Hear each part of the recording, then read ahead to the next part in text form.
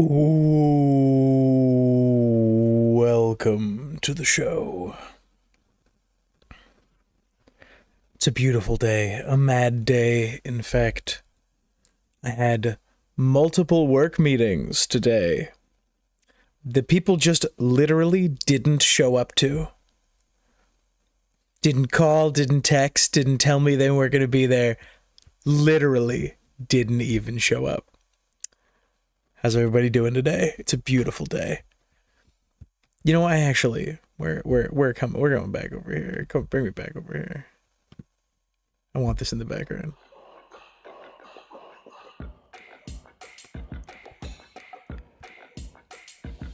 We have all my favorite people in the chat right now.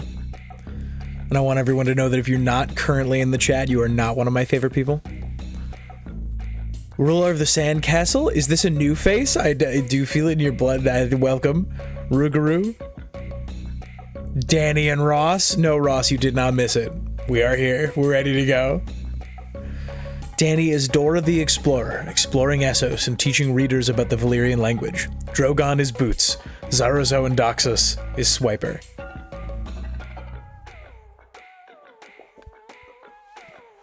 Hang on.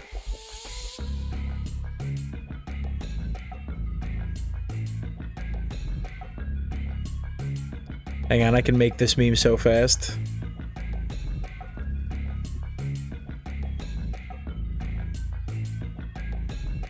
We go. We go over. No, I'm gonna have to open. Gonna have to open Krita for this one.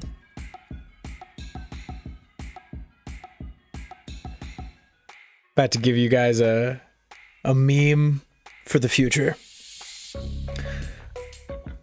Work meetings that turn into work rescheduling meetings is most of my work days. Wake Billy, says I. Drake Ross says first live stream.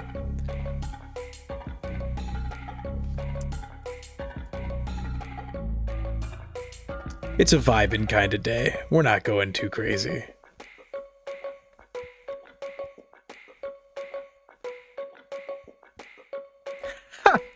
I've screwed it up, hang on.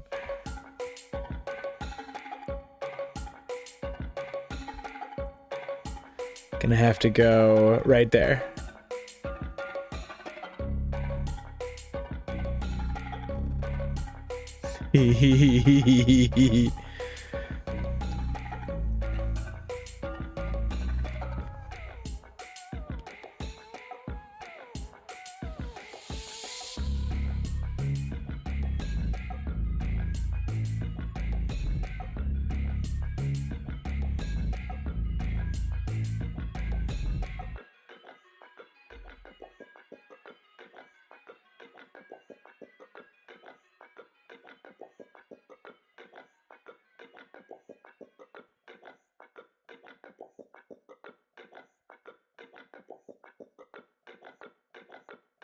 I'll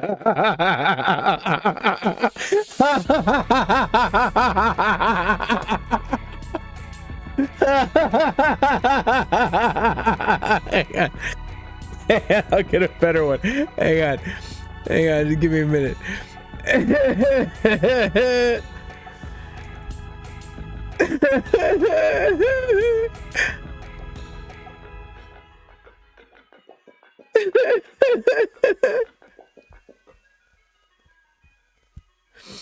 Oh my god, yeah, that's why we're here. That's why we're doing this.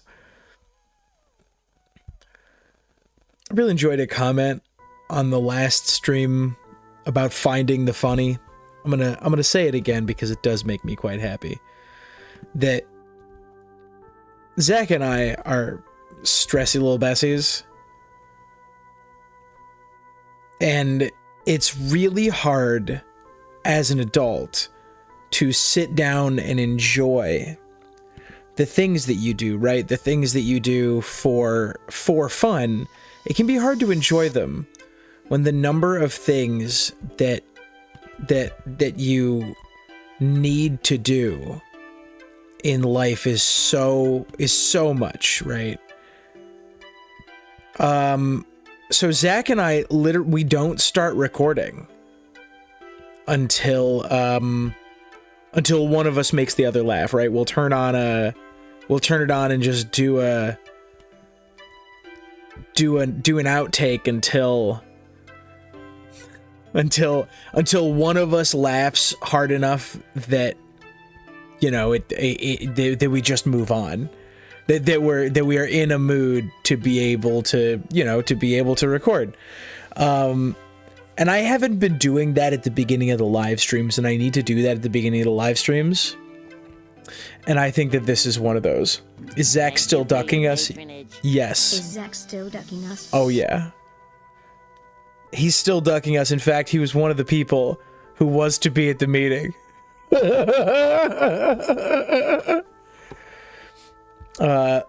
Not a Song of Ice and Fire related, but if you played Esoteric Ebb, I feel like you'd enjoy it quite a bit. I haven't, but things like mystery games, games played on stream is something that I would like to do.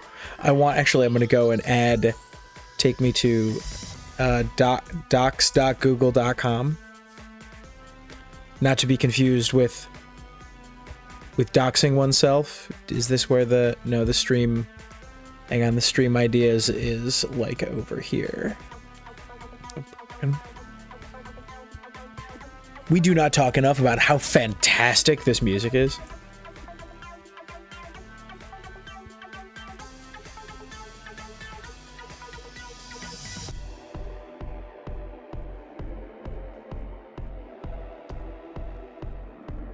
while I'm doing this, you guys can enjoy this guy.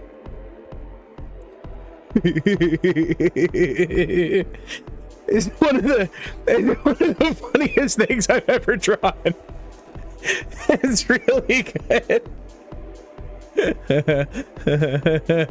Which do we like? Do we like this one better or this one better?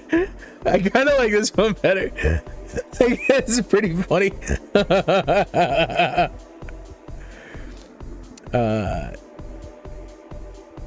Yep, anyone? There we go. There we go. There we go. And we have to go in here. Ignore my Buffalo Bills background.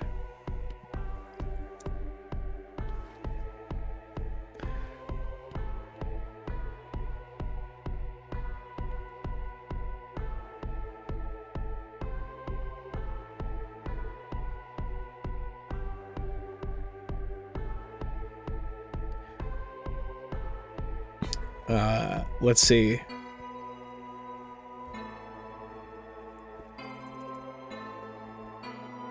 Tom plays games. Anybody have any games that absolutely must get played?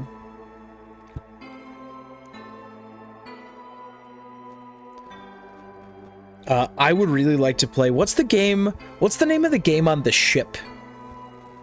Mayo, I'm sorry. I did not adequately thank you, by the way. Mayo asked, is Zach ducking us? In a super chat, so thank you. What's the name of the game on the ship where you like solve a mystery of what happens on the ship? You're like an insurance adjuster. I don't know if that's the best for the stream due to it having no voice acting and being choice based. Going to be reading thousands of words and chat may be insufferable when you make choices, but it's a great game. Crusader Kings 3, A Song of Ice and Fire mod. Okay, so here's the... I'm going to write it down, okay? CK3. Zach really likes CK3. Tom really does not like that kind of game. You know, I don't, it's just not really my style. I like a story-driven game. I like a game that gives, where someone is trying to tell me a story and has crafted a game to tell me that story. It's the kind of game you can do open and finish in like some small number of sessions, which is not really what, you know, that's not quite Crusader Kings. Yes, The Return of the Obra Dinn. Yeah, there it is. Absolutely. Do you mean the mystery game with the compass? Maybe. I haven't played it. I watched Day 9 play it a long time ago. Hang on, can we find it? Day 9. Yeah, there it is. I think sometimes about the no, don't start playing. Don't, calm down. I think sometimes about the individuals that I have watched for the longest, like the internet personalities that I've watched for the longest, and Day 9 is for sure on that list. I have watched Day 9 intermittently, consistently since like 2012, maybe, something like that. Zach met Day 9, and that upsets me sometimes still. The game on the ship is called Among Us. Okay, alright, we'll write it down. We'll write down Among Us. Telltale Game of Thrones, says Rugaru. Now, Rugaru, I know you've been around for a while, but I am not sure whether you know that Zach and Tom did a full playthrough of Telltale's Game of Thrones on this channel. Hang on, let me see if I can find it. We did a full playthrough. We went through 100% of the main story of Telltale's Game of Thrones. And it's... oh man, is it a perfect microcosm of the television show. It's outstanding. It's like truly spectacular. Let's see, playlists. Do we not have a playlist for Telltale's Game of Thrones? Oh no, here it is. Yep. I wonder how many views this playlist has gotten. Why can I not share it? I want to share the playlists. How do I share a playlist? Or do I have to like mark it as a podcast or something?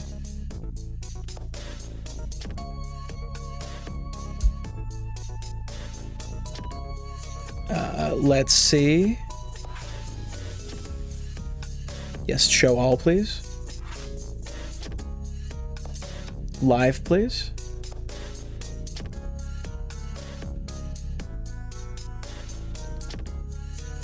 Telltale's Game of Thrones has 1,100 views, which does not seem reasonable.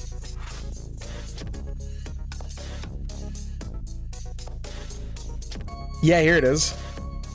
I don't know why anyone would want to see it, but there's the first Telltale Game of Thrones. Return of the Aubergine. Yep. Paradox players sound off. History is a story. We make our own. Yeah, but if I'm gonna sink 10,000 hours into something, it is going to be Slay the Spire or Balatro, right? It's gonna be a roguelike. I'm sorry. There's nothing I can do about it. Have you seen the Archmaester Arthur Crusader Kings at Game of Thrones roleplay videos? They are great. I haven't. I love CK2, but I can get it not being your thing. It expects you to make your own story and not everyone's into that. Right, there's nothing wrong with it, right? If Zach wants to play CK2 on the channel, like, I'll happily be playing CK... I'll happily, like, be on stream while Zach's playing CK2, right? I'll be memeing around. So based on what you're saying, I'm thinking city builders aren't your thing. Otherwise, I'd recommend Timberborn. I do not know Timberborn. If you're a fan of Gurm and good stories, you know what you have to do. What do I have to do? Space Cowboy, what do I have to do? A Dan of Gurm. A Dan of Gurm is the plural of a Song of Ice and Fire writers. Yeah!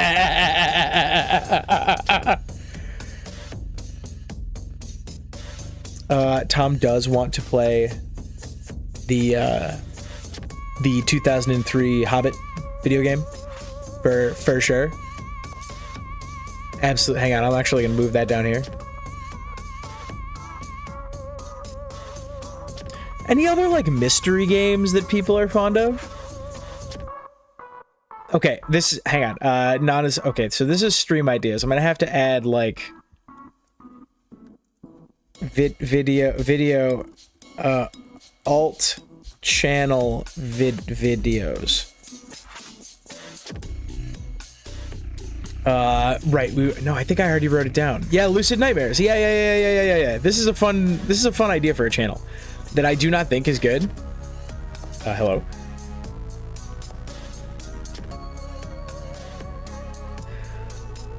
Tom gives you like, I should do Elden Ring.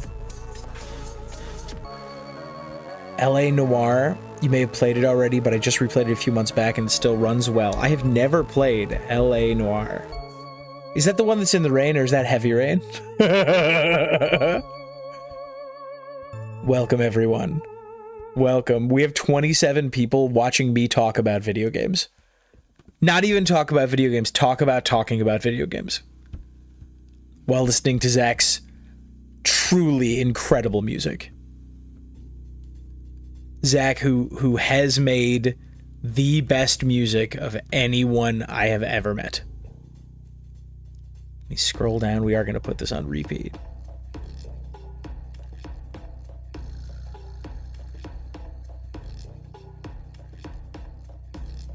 LA Noire, it's the Rockstar detective game set in 1940s LA. Yes, I think I am aware of it. but I don't know it explicitly. So today, we are doing a theory submitted by Ranabir? Ranabir, yes. This is called The Original Sins of the Last Hero. It's a very cool idea, but it doesn't quite fit. The problem is it's not guessable for the most part, right? It's a tough one to give clues for, but it's a very cool thing to talk about because it gives an excuse for discussing the mythology of the last hero and putting it in perspective of some very cool things. So get ready as we get a little bit deeper into this. That's where we're going. In the meantime, I pulled up this. Is it finally time to do a full one of these bad boys? Is it finally time?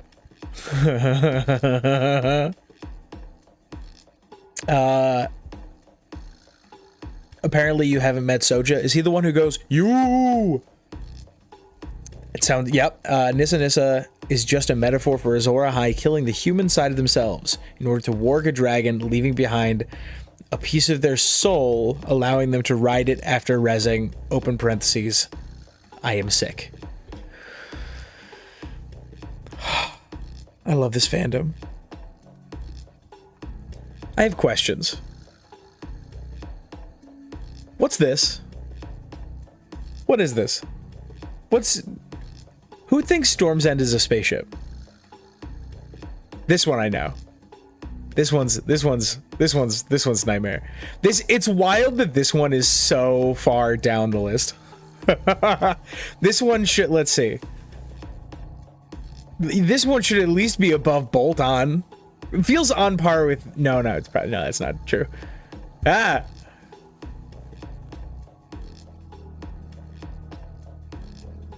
Baratheon, yep, absolutely. A Time for Wolves. What is A Time for Wolves?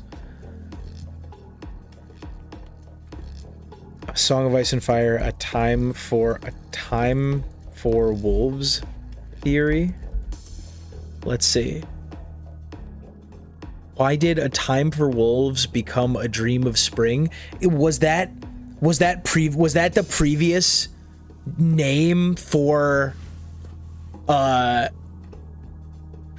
seventh book? Is that what this was? Did George R. R. Martin ever give a reason for the change of title from A Time of Wolves to A Dream of Spring? And were there any other titles he had ever mentioned in any of the books? As I understand it, got revised in these steps. Game Dance wins. Game Clash Storm Dance wins. Game Clash Storm Feast Dance wins Wolves. Game Clash Storm Feast Dance wins Dream. This is an activation phrase. This is like a sleeper agent activation phrase. Game dance. No. It has the cadence of C-Spot Run. Game Dance wins. Game Clash Storm Dance wins. Game Clash Storm Feast Dance wins Wolves. Game Clash Storm Feast Dance wins Dream. Was there any other steps or modifications along the way? Was any reason ever given? Interesting. Heard Quinn suggest A Time for Wolves be a title to the second part of Winds, should Winds ever be split in two. Yeah, A Time for Wolves is an awesome title. Hello, Kirsty. Welcome to the party. If a human sacrifice is required for a dragon to be hatched, what if Jaehaerys didn't call for an egg for Daenerys to stop being sick? If human sacrifice is required for a dragon to be hatched, what if Jaehaerys didn't call for an egg for Daenerys to stop being sick? Interesting. Kirsty thought the stream was tomorrow night. What day is today? It's Monday? Is it scheduled for tomorrow? Have I scheduled it wrong? Am I bad? Did I do bad? Did I do a bad? Am I bad and dumb? Live? At least on my end, it was scheduled for today. But it may have changed when I went live on this stream. It may have just changed it retroactively.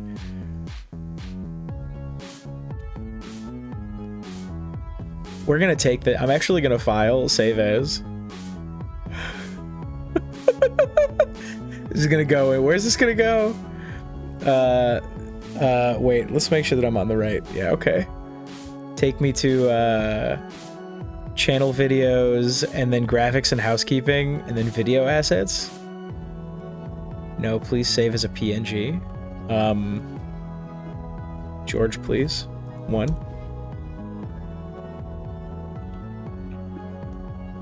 File, save as. PNG. George, please, 2. This is one of the funniest things that I've ever made. This makes me so happy.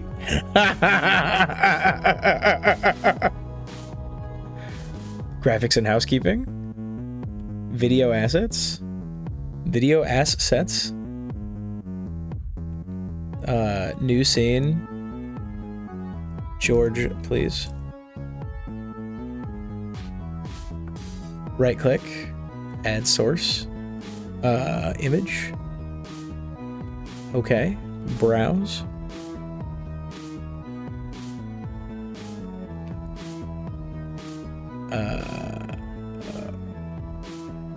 Channel videos. Graphics and housekeeping. Video assets. George, please, 1.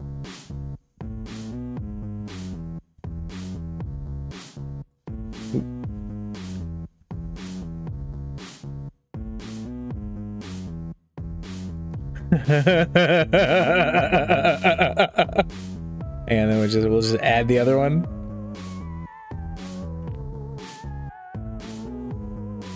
Add image. Add image. Browse. George, please, 2.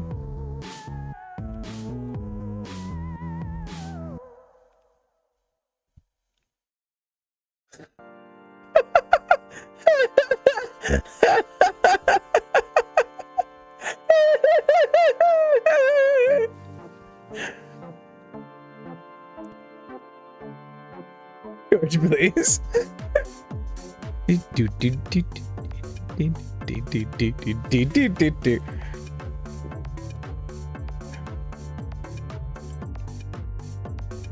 think they have all been a day early. Do you remember thinking it was for Tuesday the 12th? Have I scheduled these things wrong? I'm so sorry. Are time zones a problem? What have I done? Well, the stream's today. I'm sure sugar not changing when the stream is. Do you guys want me to close up shop? I can do it. We can just leave.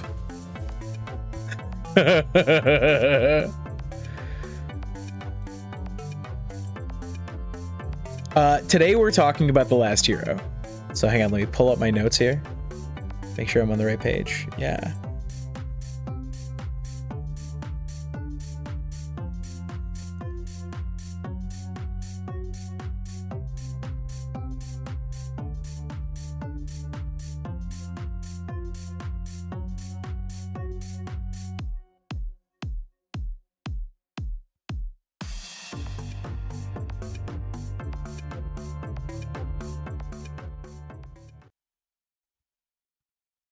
I love the music. The music will be back. Worry not. For now, we have spooky things to discuss.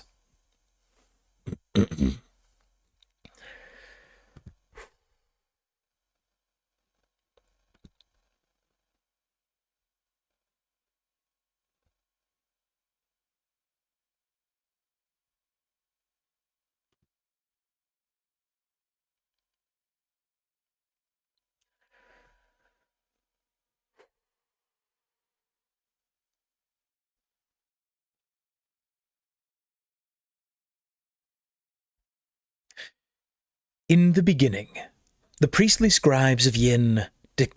I'm sorry. Hang on. Let me... hang on. Cut. Take it again. In the beginning, the priestly...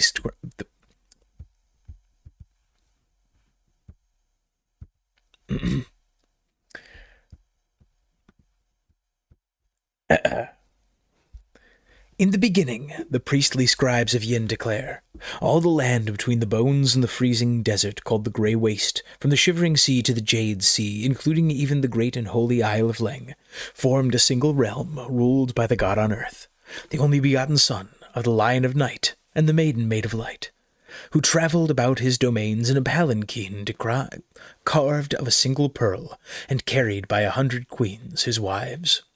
For 10,000 years the great empire of the dawn flourished in peace and plenty under the god on earth, until at last he ascended to the stars to join his forebears. Dominion over mankind then passed to his eldest son, who was known as the Pearl Emperor, and ruled for 1,000 years. The Jade Emperor, the Tourmaline Empire, the Emperor, the Onyx Emperor, and the Topaz Emperor, and the Opal Emperor followed in turn, each reigning for centuries, yet every reign was shorter and more troubled than the last. For wild men and baleful beasts pressed at the borders of the great empire. Lesser kings grew prideful and rebellious, and common people gave themselves over to avarice, envy, lust, murder, incest, gluttony, and sloth. When the daughter of the Opal Emperor succeeded him as Amethyst Empress, her envious younger brother cast her down and slew her, proclaiming himself the Bloodstone Emperor and beginning a reign of terror. He practiced dark arts, torture, and necromancy, enslaved his people, took a tiger woman for his bride, feasted on human flesh, and cast down the true gods to worship a black stone that had fallen from the sky. Many scholars count the Bloodstone Emperor as the first high priest of the sinister Church of Starry Wisdom, which persists to this day in many port cities throughout the known world. Oh, hang on, we got spam. Hang on. There it is. Got him.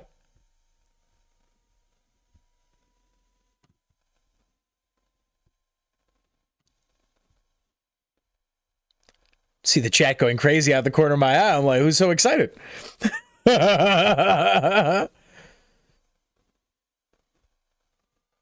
Oh shit, wasn't this scheduled for tomorrow? Ranabir, I'm sorry. No, oh my god, am I bad? Am I bad? Did I actually schedule it for the wrong day?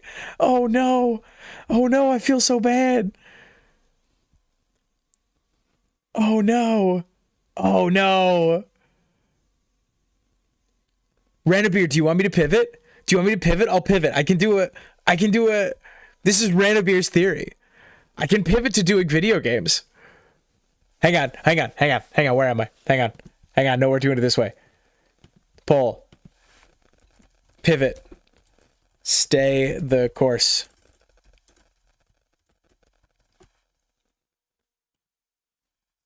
Bernie Sanders. Pivot to iceberg or something. I can pivot, Ranabir. I can pivot to later. I can pivot to Thursday.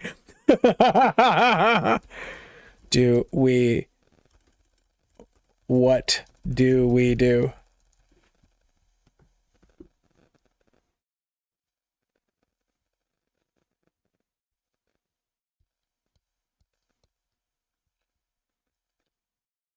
I'm so sorry, Ranabir. I'm so sorry. I'm sorry. Multiple people have said that I posted it for the wrong day. Oh no, I'm bad at my job. Is this my job? Do I do this professionally? Oh no. Oh, what a disaster. Okay, all right, we're pivoting. Okay, hang on. Everybody, remember, vote in every election. We only have 7 votes. Vote. I put a poll in the chat. There's 37 people here. Surely more than 7 people can vote. Bernie Sanders going to lose again. Oh no! Oh, Ranabir, I'm so sorry, Ranabir. All right. I'm deciding. We're gonna pivot. We're gonna pivot to something else. And I apologize. Multiple people have said that I did the wrong. No. Okay. All right. Hang on. I'm checking my calendar. Bonk. Okay. Yep. We're pivoting to Thursday.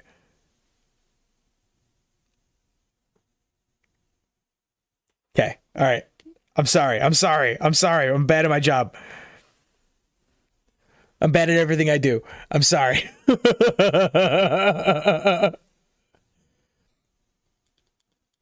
Better shut up shop. Ross might actually get some. Okay. I don't think it was time zones. Oh no. No, Bernie Bro's disappointing again.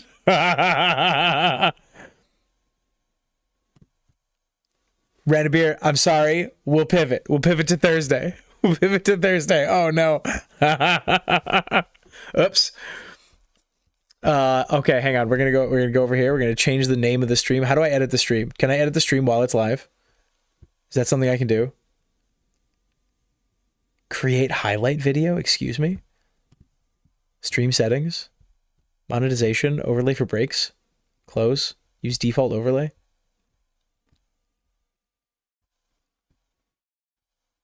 I'm once again asking you to cover niche theories about a book series I enjoy. Oh, what a disaster.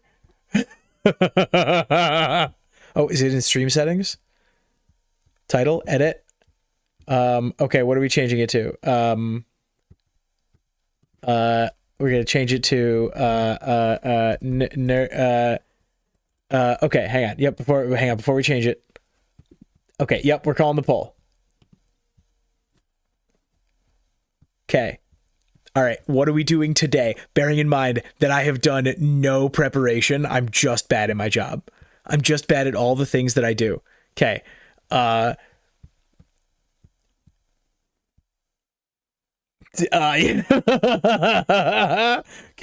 Can I change the thumbnail in here too? I can. That's fine. Okay, it's fine. It's fine. It's fine. It's fine. It's fine. It's fine. It's fine. It's good. It's fine. Let's talk dunk. Do we talk dunk and egg? We haven't talked dunk and egg yet. Okay, all right, we'll add that to the poll. Okay, start a poll. Talk dunk and egg. Oh no. Oh gosh. Okay, what else do I talk about? What else can I put in this thing? Hang on, I could go over here. Go to face cam with gameplay. Yeah, there we go. Okay, so here's what what am I doing? Hey, which of these things am I doing? We have these things. These Dunkin' Donuts. Seeing, I think someone else survived the Tower of Joy. Sure, you want to talk about the Tower of Joy? Tower of Joy. I'll go. We'll just do a Tower of Joy, impromptu Tower of Joy stream. Yes, absolutely. Yep. Okay. What? Anything else? Well, since we're pivoting, can I ask if you've seen hang on, Higurashi no Nakukoro ni? Have I been Ligmud? Have I been Ligmud? I may have been Ligmud. The answer is no. We all know he's cold hands. What's left to discuss? Anyone seen Dunk and Donut? Okay, perfect. Yep. Have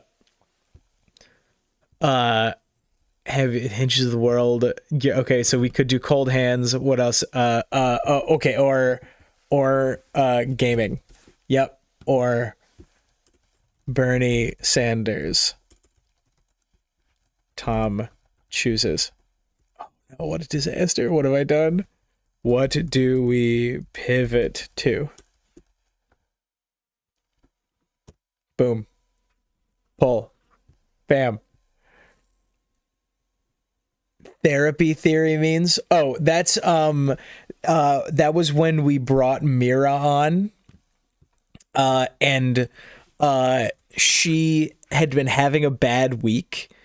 So she said, can I come on and literally tell you guys the 15 or 20 theories that have been kicking around in my brain, and we're just going to talk about all of them. Tower of Joy and Dunk and Egg kind of neck and neck. Only 8 votes in so far. Gaming is dead last. Tower of Joy gaining a lead. 9 votes in. Tower of Joy gaining a lead. 9 votes in. Tower of Joy at 44%. Dunk and Egg and Bernie Sanders tied at 2.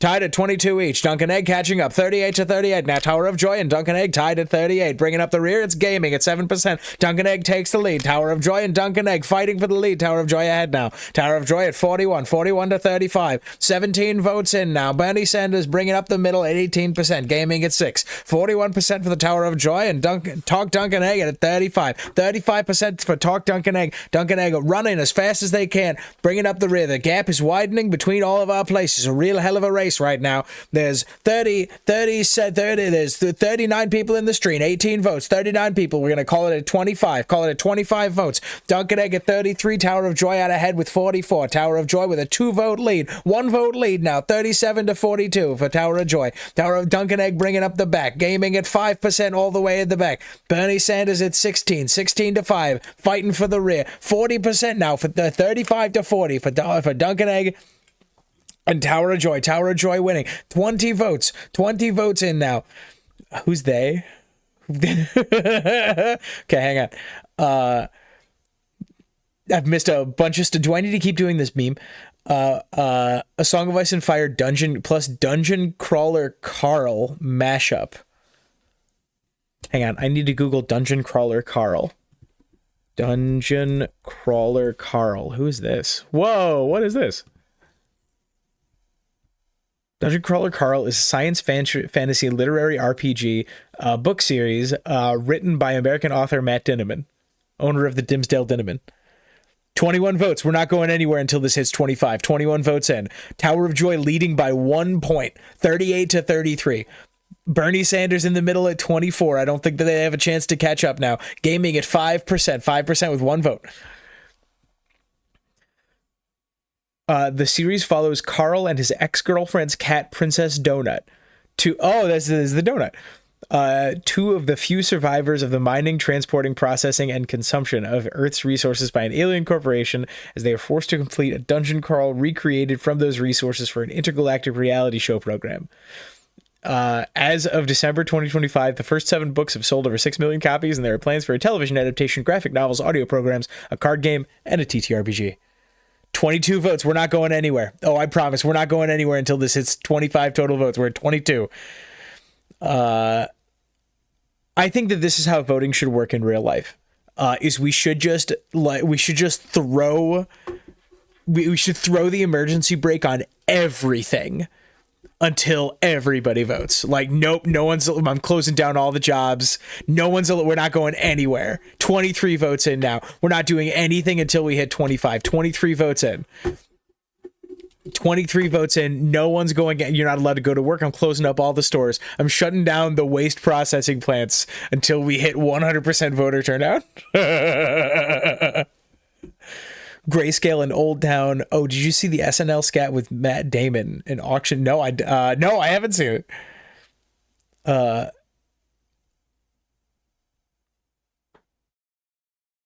They had found him holding her body, silent with grief. Little Crannog men. Howland Reed had taken her hand from his. Ned could recall none of it. Getting a mix of Hepburn and Kennedy. Is that a compliment? Oh, dang it. Oh, no. Who's this they? JFK streaming live from my tool belt. Dungeon Crawler Carl is an isekai where the young hero learns that anarchism is cool and based.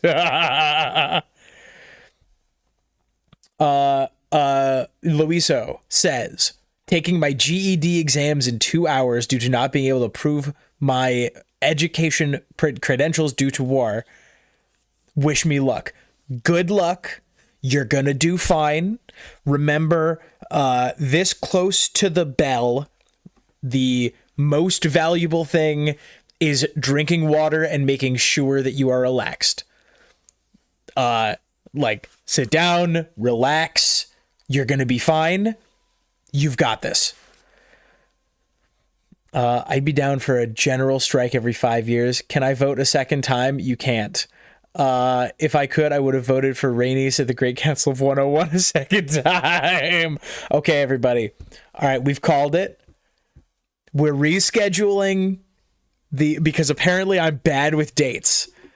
We are rescheduling the Original Sins of the Last Hero to Thursday. So if you came here explicitly for that, I'm so sorry. Right? I'm terribly, horribly sorry. There's nothing I can do. I'm actually going to go live. We're going to make this right now. Schedule stream, reuse settings. I can't reuse this settings. Okay, reuse. Yep. The Original Sins of the Last Hero reschedule. I'm so sorry. There we go. Hang on, we're gonna go to remove, change thumbnail. Yep. There it is. Okay. We've rescheduled that stream. Boom, boom, boom, boom, Schedule for Thursday at 11 a.m. There we go. Done. Okay. I'm sorry. I apologize. Ranabir, I'm sorry. We've rescheduled it. I have all my notes. We're ready to go. And I apologize. But for right now, we're in this one. And this one we are changing to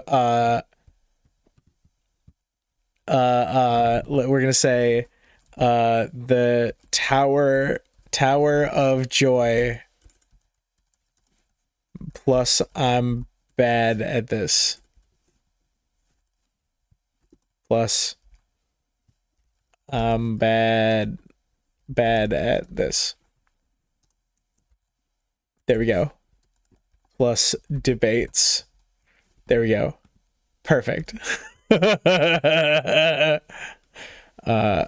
Save. There we go. This close to the bell, the most important thing is to find out what we pivot to next. Dungeon Crawler Carl is fantastic. My afternoon is ruined. The old bait and switch. Yup, I've tricked you all. So I'm asking if Ned remembers a they that had found him after Lyanna had passed. We know it's Howland Reed, but who else? Hang on. Let me go and read that again.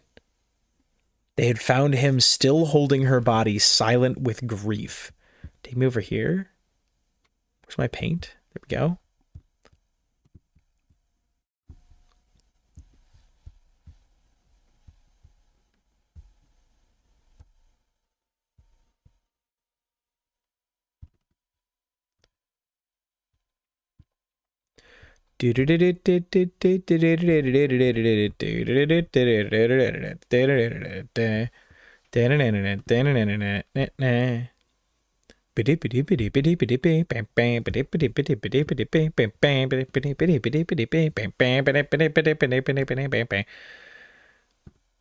No, stop it, please. Please. There we go. Okay. So, here we go. This is congratulations, everyone. I hope you're pleased with yourselves. You've successfully turned this into a Tower of Joy stream. Okay, so where is it? Quote, they had found him. Wait, I can copy and paste because I have two things. Bonk. Bonk, bonk, bonk, bonk. Bonk, bonk. Bonk, bonk. Bonk, bonk, bonk, bonk. Bonk, bonk, bonk. Bonk, bonk, bonk. Bonk, bonk, bonk, bonk. Bonk, bonk, bonk. Bonk, bonk, bonk, bonk.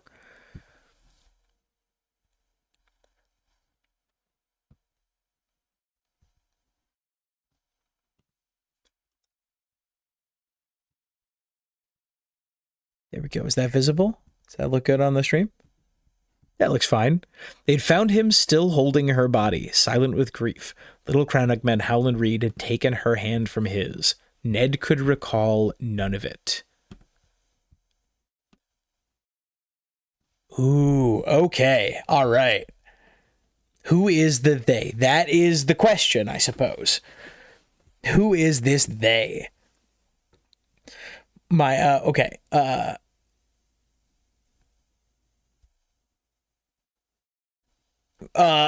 Luiso,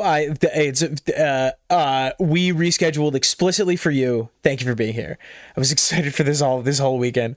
Tom, what should you theorize about Arianne drinking wildfire? That Egg was behind it, and that's what led to attempting to hatch dragons at Summerhall. Zach, okay. Zach, I gotta bring this over here. Zach theorized that someone poisoned Arianne Targaryen's wildfire, which is extremely funny. I posited that our knowledge that Arianne Targaryen drank wildfire is somehow corrupted by Egg's what's the phrase I'm looking for? Like Egg's propaganda, right? We say he drank wildfire and therefore he was crazy, but we do not know what we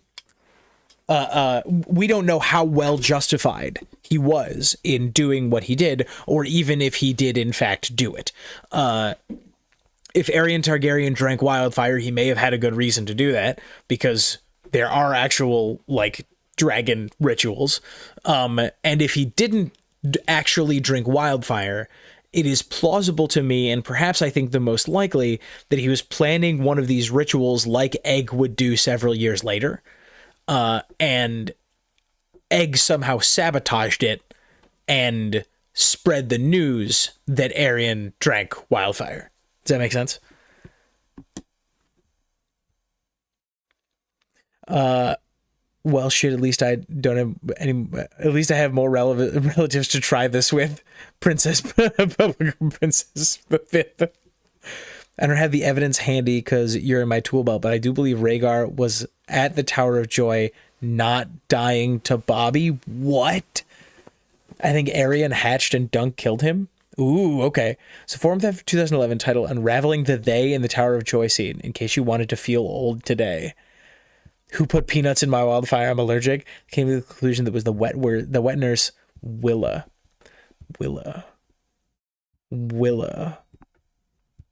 I am. Come on, you. Get over here. Get over here. Let's see. That's what we're going to do. Who is the they in the Tower of Joy?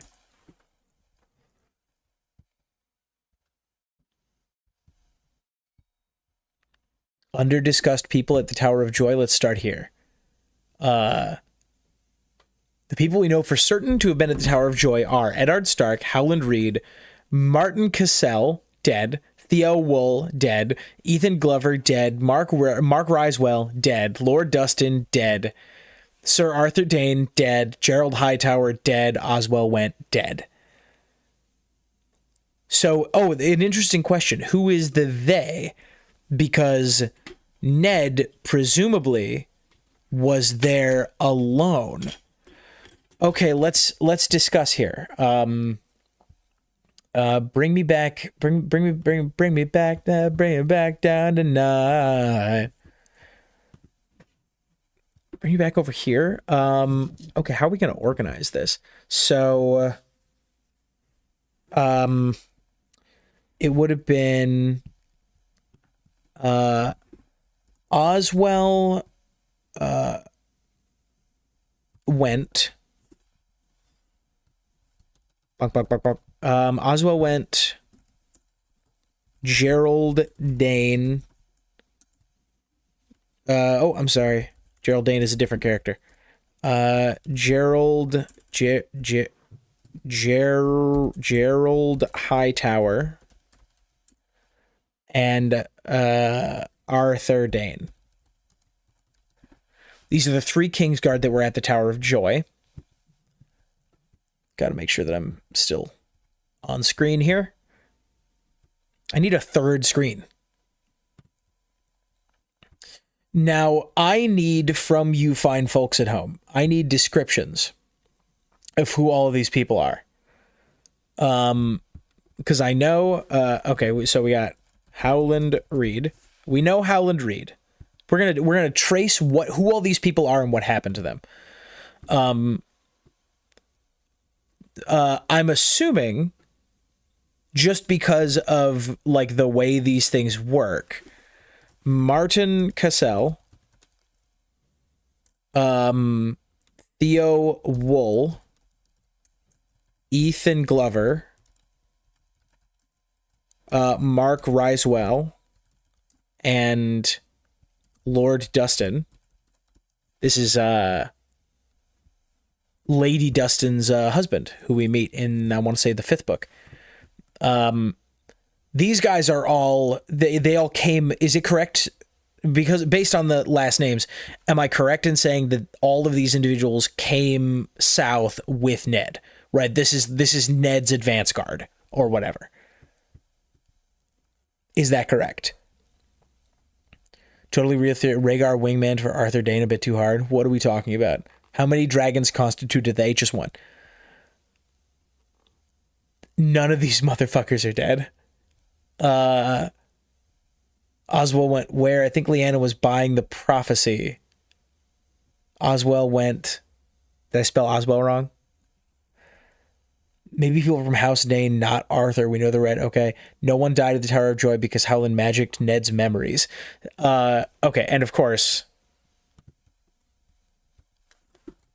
Eddard Stark. Bam.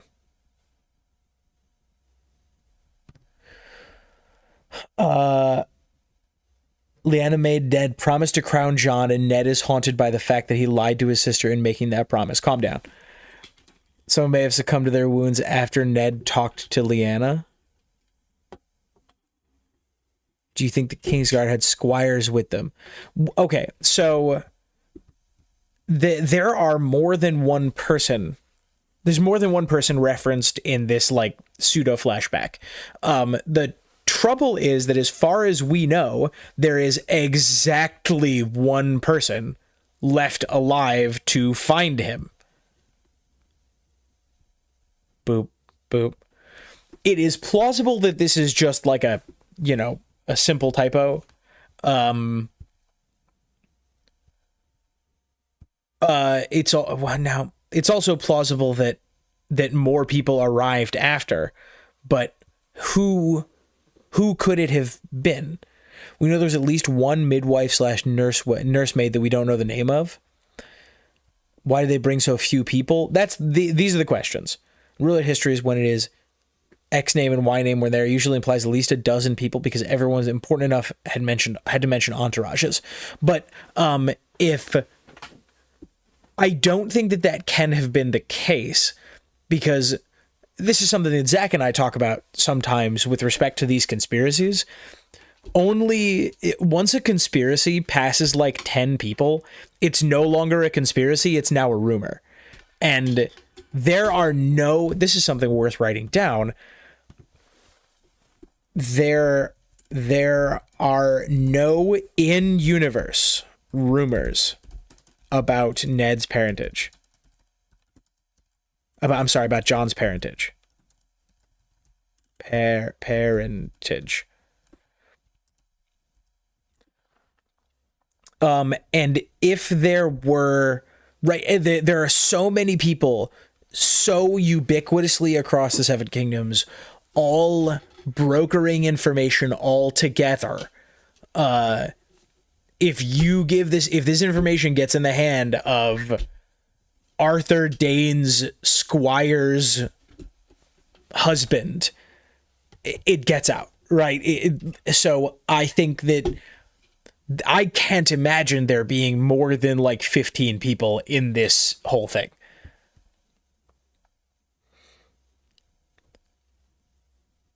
Maybe Howland is non-binary? Absolutely. Howland possesses the magic to create sinkholes and mudslides. Ned and Howland pulled down the Tower of Joy using a micro version of the Hammer of the Waters, using all the blood lying around. Okay. Yeah, that's another strange thing about the Tower of Joy. They tore down the Tower of Joy. As far as we know, there were 3 people and a baby around to do that. Which is odd.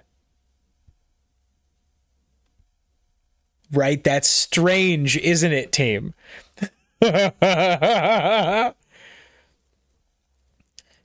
possesses... Okay. Right, like Lord Dustin. If Lord Dustin had brought squires, we would know more about what happened there from those squires' perspectives. Because we have met Lady Dustin. What is her name? Is it Barbary? Barbary Dustin? Barbary Dustin does not appear to know any more about the Tower of Joy than anyone else does. If she did, her position would probably be a little bit more nuanced. Or at the very least, she did, like we say, she does not appear to. She does not appear to insofar as she does not tell Theon. But she tells Theon a whole bunch of other stuff that would get her executed. If there were many more people, we would know more stuff. Exactly. it was ridiculous to believe the Kingsguard could have helped. Is it ridiculous to believe that the Kingsguard could have helped deliver a baby? No, but unless I'm mistaken, a wet nurse is mentioned somewhere. Cersei thinks about Ashara Dane. What do you mean? Yeah, there are rumors about Ashara being Jon's mother. Catelyn heard them and Ned had to speak to the staff. Oh, right. There are rumors that there are in-universe rumors. In-universe rumors that Jon is Ashara's kid.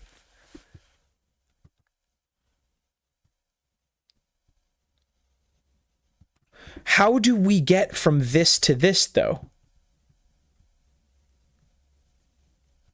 Okay, this is not correct. But how do we get here? Right. This was wrong. This was incorrect. I said there are no in-universe rumors about Jon's parentage. That's wrong.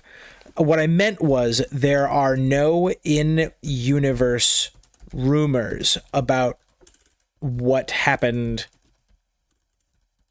up at the Tower of Joy. Right. You are correct, but this is what I meant. If there had been more people there would have been some crazy speculation about what happened, right? This is one of the more unhinged boards we've ever had. Yep. Okay, new theory. They did have squires and midwives and whatnot, and some of the knights survived the battle, but Ned and Reed killed them all to stop the spread. You're going to think that I'm crazy. I actually don't think that that's that outlandish. Is it possible that Ned and Howland didn't let the rumors escape? This is precedented with the story of Maegor. No.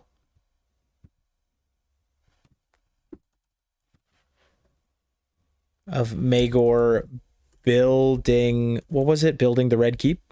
Building the Red Keep. I'm sorry, I'm tilting a little bit today, guys, because what I was intending to do has completely gone out the window.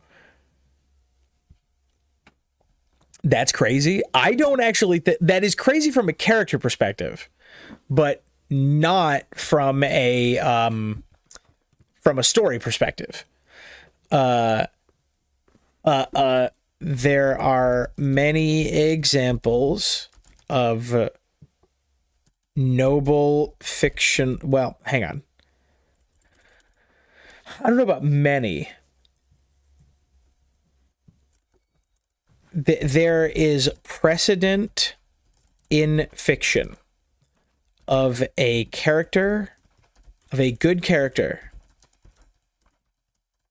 committing an evil act and then wishing for that information to no longer be in their head. Bring it back down tonight. However, in the stories where this is a plot point, that character, right, that is a major part of their character that requires resolution. And Ned, like, having memory modifications mathematically cannot be relevant to Ned because Ned's dead. Helen used his swamp. What was that? Helen used his swamp powers to do what? Helen used his swamp powers to turn the ground into swamp and collapse the tower. Okay. Ye old barb, use Helen Reed's gunpowder. Stop it. Someone is probably waiting at Starfall. Okay, they blew a horn. Every important structure in Westeros has at least one has one due to the old night era OSHA regulations. I see. The long night OSHA regulations. Okay. Maybe Gerald Dane was Arthur's squire, and him, Ashara, Lord Dane, and the other are the only ones who knew or know. According to the wiki, Ethan Glover was a squire to Brandon Stark. He was part of the party that traveled to King's Landing to petition Aerys. Further, he was the only one to survive. What? Wait a minute. What? Wait a minute. Hold on. Ethan Glover survived the Tower of Joy? Welcome, by the way. If you haven't figured it out by now, this is not part of the story that I have dove into very deeply, because frankly, I'm a big fan of the ice zombies, and like the frosty apocalypse. And these are a lot of my favorite places to think. So a lot of the like nitty gritty around the Tower of Joy, I have not dug into very much. Bring it back down tonight.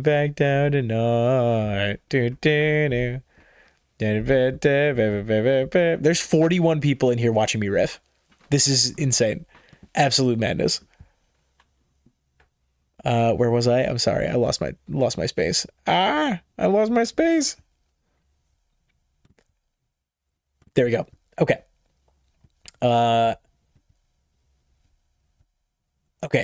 So Ethan Glover survived. Very cool. George specifically says not to trust Ned's fever dream memory of the tower, but this quote is from Ned. But this quote is from Ned recalling why he brought Lyanna's body back north to Robert Baratheon in the first chapter. Okay. Cersei, isn't one of the Golden Company lieutenants canonically an NB? I don't know if it is canonical to the books. It is certainly canonical to the show. I don't know. They probably used a woke Golden Company, everyone. Or am I confusing my companies again? I confuse my companies all the time. I don't know. They probably just use a really big sword made of Valyrian steel, a metal that can supposedly cut through anything to demolish a tower. That sounds like it would take days.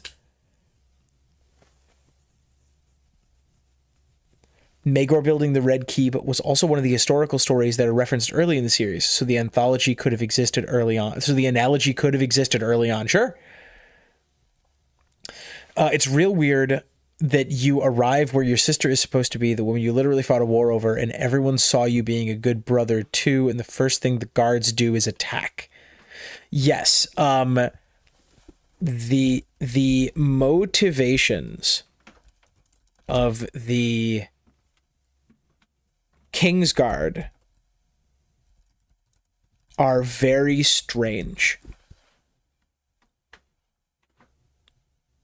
They attack Ned. We don't know why they attack Ned, but they do, and it's very strange. It's real. Okay, hang on. I might have to just hang on. Where am I? This one. The Tower of Joy. I need to just go and find information. All right, hang on. All right, how about a Reddit post from 3 years ago? No, just take me to the wiki. Fight me about it. Take me to the wiki.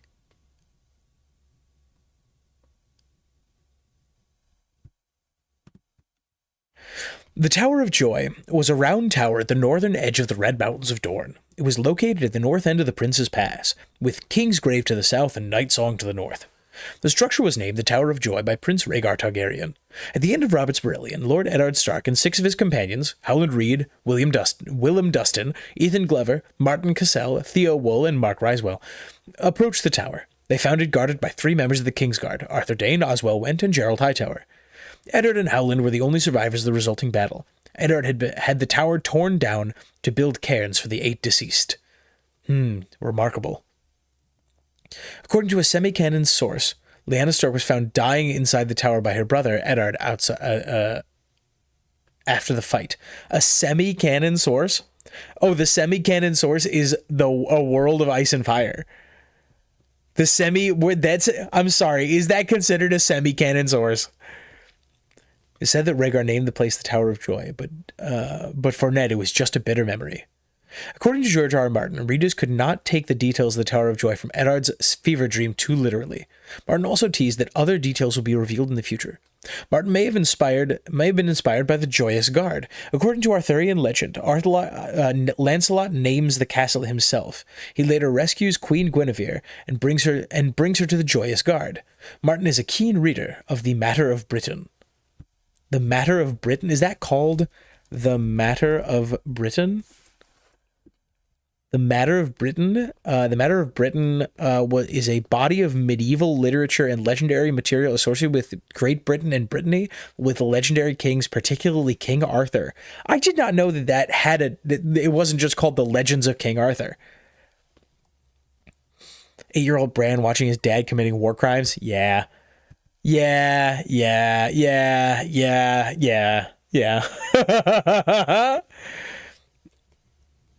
I also like how many stories about king killed / blinded all the builders of a structure there are IRL. Ivan the Terrible has one that the multicolored cathedral in the Red Square. Really? It can be relevant to Ned, but it can't be okay, see, the problem with you guys is you type too fast. All right, I'm going to have to do the same thing where I jump down to the bottom. Yes, the World of Ice and Fire is only semi-canon. I have jumped to the bottom, and if the only way to guarantee I read your comment is to make it a super chat. Until we get so many super chats. By the way, does anyone know which lord owns the land in which the tower is in? Ooh, great question. Let's see if we can figure that out. Map of Dorne. Let's see. I can just bring this over here. I'm sorry that you guys get a Google Workspace ad. Get the hell out of here. Kingsgrave to the south. Okay, let's see. The Tower of Joy. There it is. Do we have a map? Tower of Joy. Tower of Joy map. Let's see. This is not what I wanted. Near, okay, so just north of Kingsgrave. And just to the right of the Prince's Pass. Okay.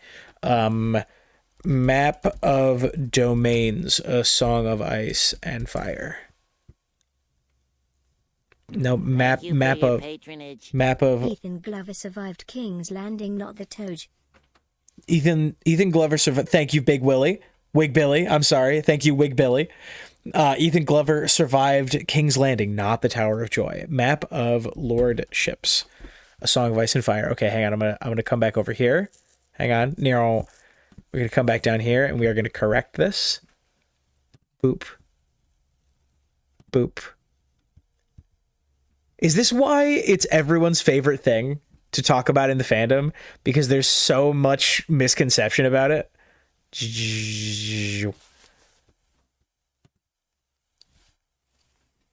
Oh, look at Mr. Deep Pocket. Hey, Mr. Deep Pockets over here. Hang on. Let's see if we can find a map of lordships. Yeah, there we go. Yeah. This is the kind of stuff I want. Whose is this? Moicrims. Hang on, we're gonna paste this in here if anybody wants it. We are now cited. We now have a citation. Bonk, bonk, bonk, bonk, bonk, bonk, bonk, bonk, bonk, bonk, bonk, bonk, bonk, bonk. Will Blackmar, Manwoody, Fowler, Santagar. Hang on, I gotta bring it back over here. No, that's not what I want. So directly west of the Sea of Dorne. It looks like Will. Actually, I'm pretty confident it's Will, if that is correct. Where is the cutoff? Yep, so that looks to be... Hang on. Oh, you get out of here. Yes. So this river is likely this border. Will is up here, but of course it's a little tough to tell because the shapes are so different. But yes, this appears to be the domains of House Will. So, all right, let's see if we can find something to corroborate that. Map of lordships, Song of Ice and Fire, please. Let's see if... Is there a canon? Does anyone know if there's a canon map of lordships? Interesting to note the etymology for Lyanna and Leah. No nicknames for her in the books. It literally means lion and gray lady, amongst other things. Has anyone read the song for Leah? I have to do... Give me 1 second.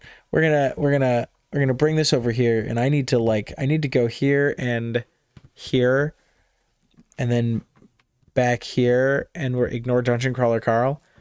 New stream ideas. I gotta scroll. I need to do like a song for Leah. I need to do right. What's the other one? And the dying of the light, and Tom needs to talk about Fever Dream. The only George Martin thing that I have read that is not A Song of Ice and Fire is Fever Dream. And it's nuts. Yep, give me you. Let's see. Spoilers main, thank you very much. Yeah, that looks pretty clear that this is one domain here.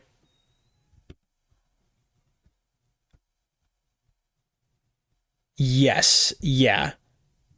Unless it could be. Oh, this one has it in the domains of House Manwoody. Oh, okay. Interesting.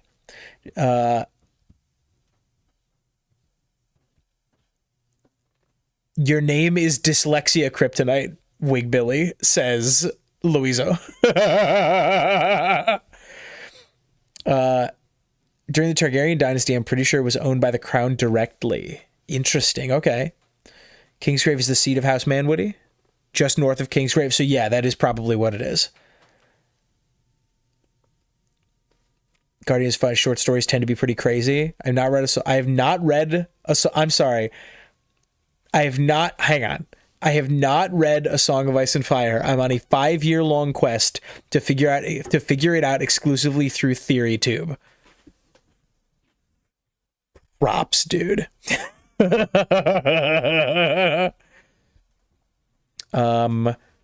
Yes. So it appears okay. So, but of course, I don't think that this brings us anywhere. We'll come back over here and we'll write it down. But I don't think that gets us anything interesting, because I'm going to write down the Tower of Joy appears to be in the domains of House Manwoody. But we know that House Manwoody is like, gosh, like not a real house. Does that, you know what I mean? House Manwoody, we know, is based on is named after a fan. Let me see if I can find that. I've never actually read that story. What is that story? Origin of House Manwoody.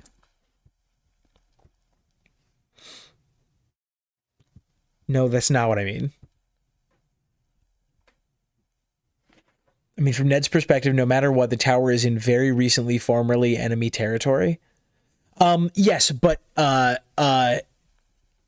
if we can figure out, it may, like, if it was in the domains of House Dane, that's very interesting, right? If it's right next to Sunspear, that's interesting, and maybe useful for figuring things out about it. Are we talking how weird it is for Rhaegar to hide his mistress? Pardon me. Are we talking about how weird it is for Rhaegar to hide his mistress in the kingdom his wife is from?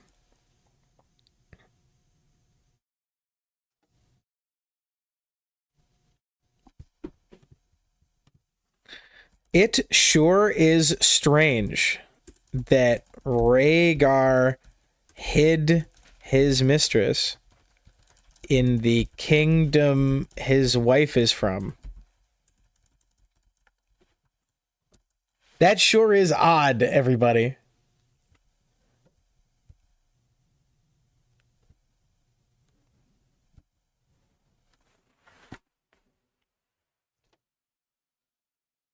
Hang on one second. I have to respond to things. Oh gosh, the work never stops. Talk amongst yourselves for 90 seconds.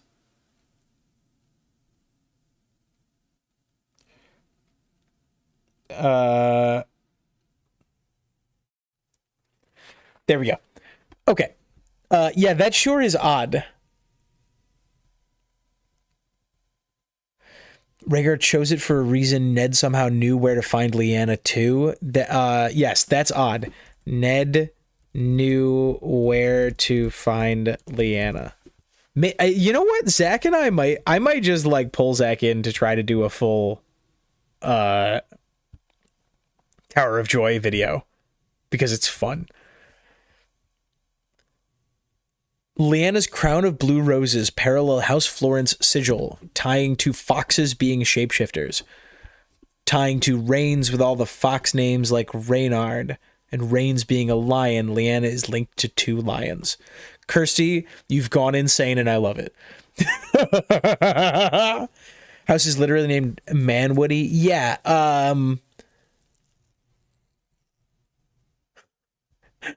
Okay. Yeah. Okay. So House is literally named Manwoody just sounds like a shitpost made manifest. No, it's well, I mean, like kinda, but it's like it's in homage to a fan, I think. Let's see. Is it on the wiki? Right? Am I remembering this correctly? Quotes, references? Isn't House Manwoody named after a fan? No. No.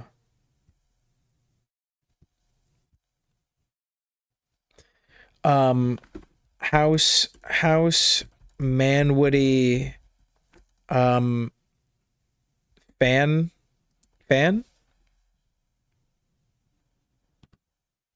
Hang on, let me make sure we're not.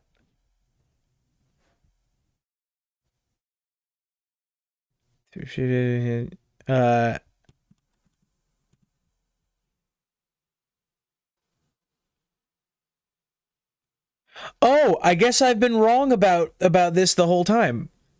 Okay, we're trusting this random Reddit post, so please be aware of that. Hang on, we're gonna get that off the screen. So the story, I'm just gonna tell the story because there's some turns of phrase that YouTube doesn't really like. There's a common story among A Song of Ice and Fire nerds that House Manwoody is named after A Song of Ice and Fire theory person named King Manwoody or Lord Manwoody. Where is it? Who met George a number of times but he met George, went home, and then stopped being around, I think is probably the YouTube appropriate way of saying it. And the story goes that George, in his honor, named House Manwoody of Kingsgrave. But we have an edit. A few people pointed out the first appearance of House Manwoody was in 2000, 3 years before Lord Manwoody's death in 2003. Followed up with other people who were in the know, and I was wrong. He did take his name from the books, not the reverse. However, a character named in honor of him still exists in canon and will appear soon, straight from the horse's mouth. This isn't quite as touching. No purposeful deception occurred on my part. I apologize for the confusion. Huh. Okay.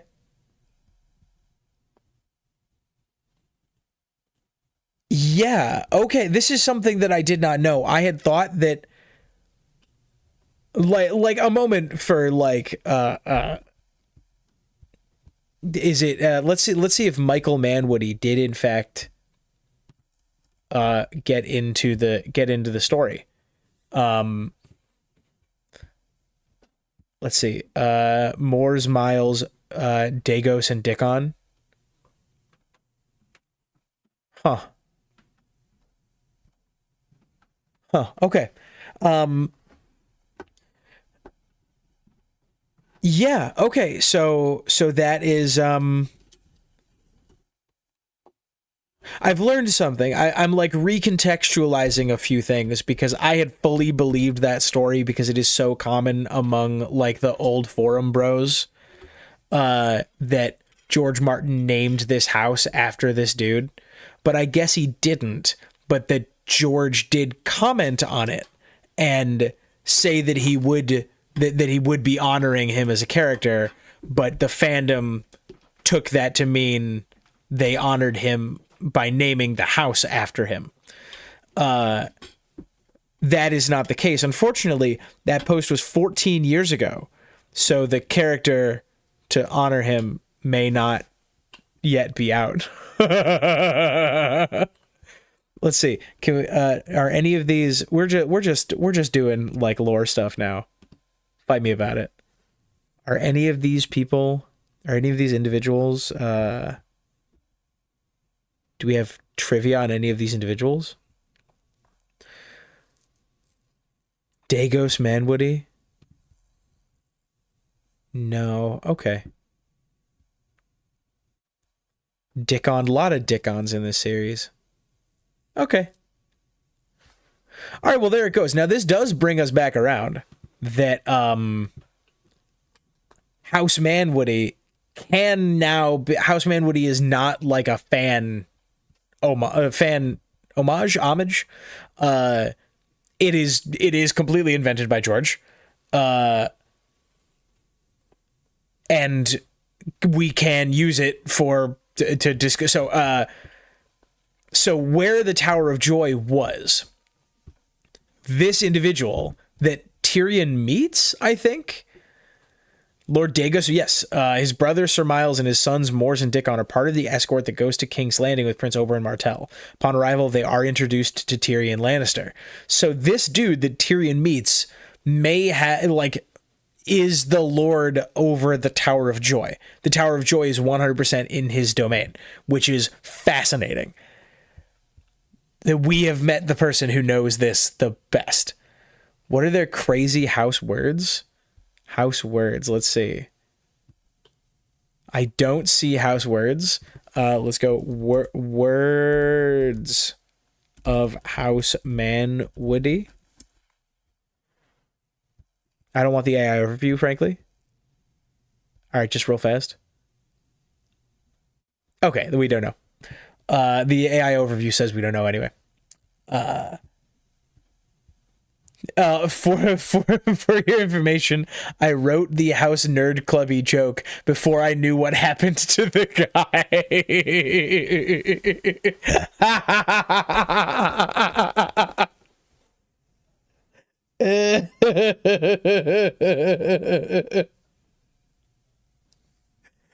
Oh, I like this fandom. Oh my god. Thank you for being here.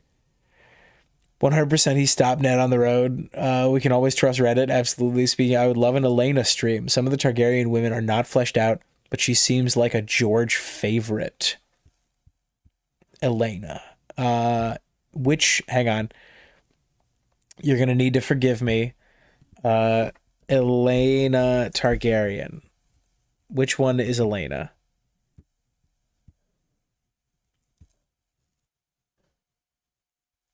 No, stop it.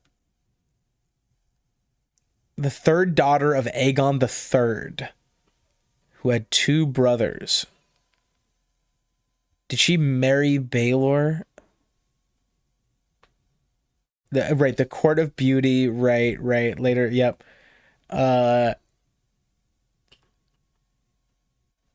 Ellen.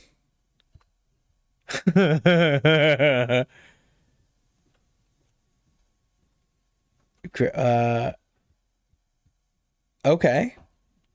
Sure, yeah, I'll put it on the list. Yeah, where'd it go? bonk, bonk, bonk, bonk.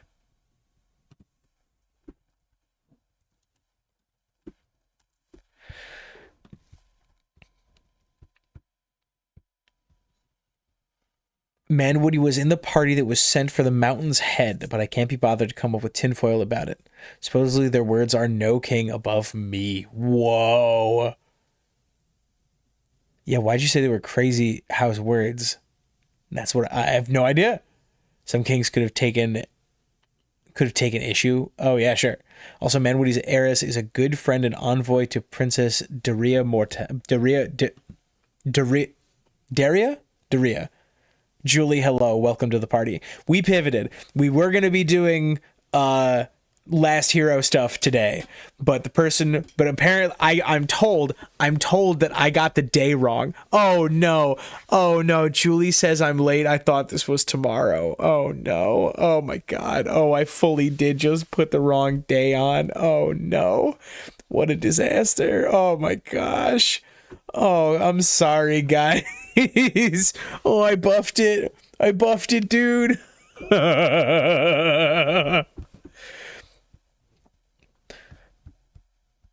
Okay, all right. No, Daria, like Daria, but with an E, sure.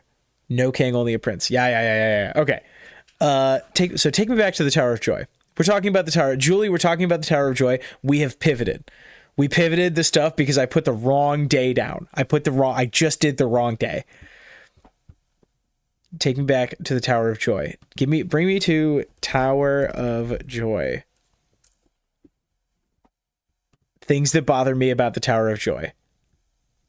Okay, things that bother me about the Tower of Joy. Number one, this is from Shady Clip 4 years ago. Oh my god, people have been making theories about this for over 20 years. Did Rhaegar have a small tower built, or did he simply rename an existing structure that was unused? Maybe an overnight point only used during conflicts, or an abandoned, really minor landholding like Littlefinger's Tower. Okay, point of order. The Tower of Joy, let's say narrative framing and description are reminiscent of Queen's Crown, where at least narratively we have, it's like sort of it is very small, not ostentatious, and is framed in the story romantically, I think is a reasonable statement. Whether or not it is actually romantic is a different question, but it is certainly framed romantically. We all know what the Tower of Joy is. What is Take Me Back to the Tower of Joy? Plausible Rhaegar song names for 500. Okay, bring it back down tonight. Okay. How long did Rhaegar stay? Apparently long enough to fell the Tower of Joy. To fell the Tower of Joy is a fitting or ironic name. Unless dragon babies take longer and faster than 9 months, we still have a good measure of time if she was pregnant and gave birth shortly after, or at the same time her brother showed up to fight. Do we know the timeline here? Hang on, let me see. Let's see. Do we know the timeline? Tower of Joy. No, we'll say Robert's Rebellion timeline. And can we come back over here and go add, and we'll remove this Robert's Rebellion timeline. We may not have time for this because I do have to be off shortly after 1. I cannot be on too long. We know Ned got there and she was in a bed. Yep, absolutely. Tower of Joy can't be... Stop it. Because John Conn would have been there. Because John Conn would have hopped on it first. Yes. Do we know where Lyanna was kidnapped from? I don't know that we do, but we can find out. No one knows anything about this whole freaking event.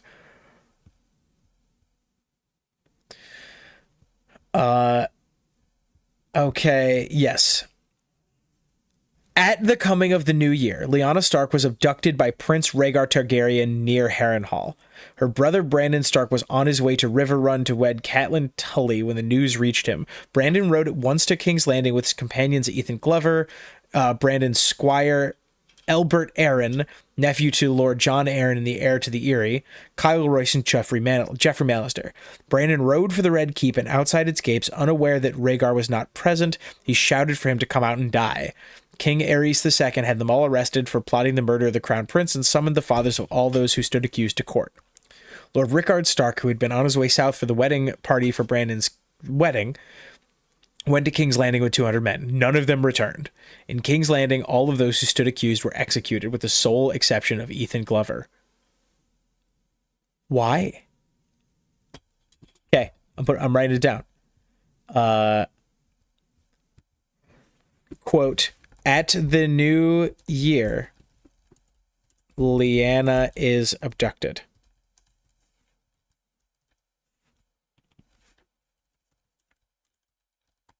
I'm gonna write kidnapped because I have a feeling that YouTube will like the word kidnapped better. There we go. There we go. And hang on, bring me over here for just one moment. I'm actually gonna grab you and bring you over so that I can have this up and talk about it. There we go.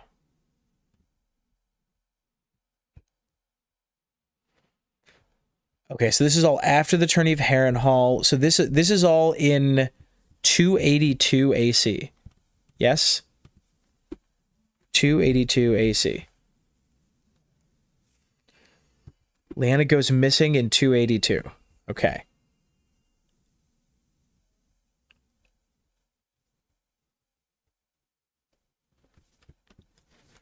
Brandon rushes to King's Landing and is arrested. Rickard follows with 200 men and is arrested.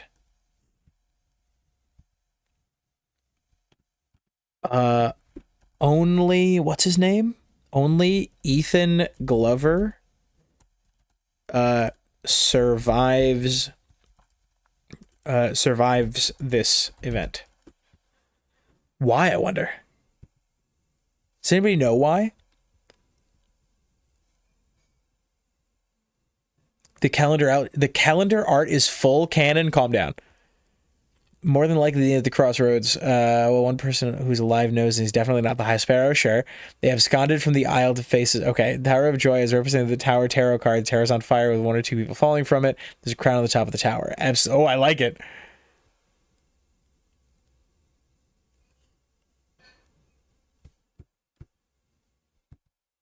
Yes. Do we know where Lyanna was kidnapped?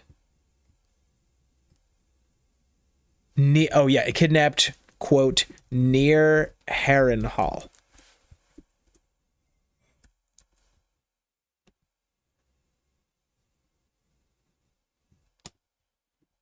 Okay. Rode for the Red Keep. Yup. Okay.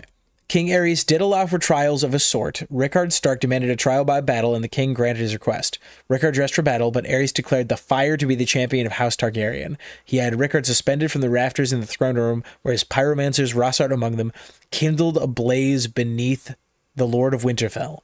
Brandon Stark was brought in as well, and placed in a Tyroshi strangling device, while a long sword was placed just outside his reach. Brandon was allowed to try and free his father, but the more he struggled to reach the sword, the tighter the cord around his neck became. Brandon strangled himself in an attempt to reach the sword and save his father, while Lord Rickard cooked in his armor. Jeez. Rickard and Brandon and their retinues are executed.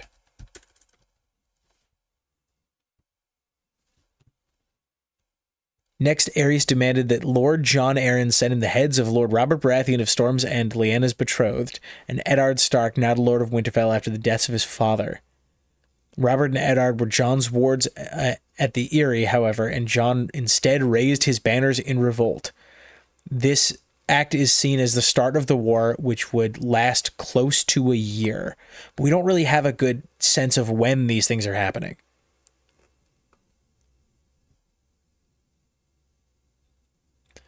Fighting began in the Vale of Arryn. Okay, so Jon Arryn revolts. There we go. Fighting began though Jon Arryn called for all his banners. Not all his bannermen sided with him.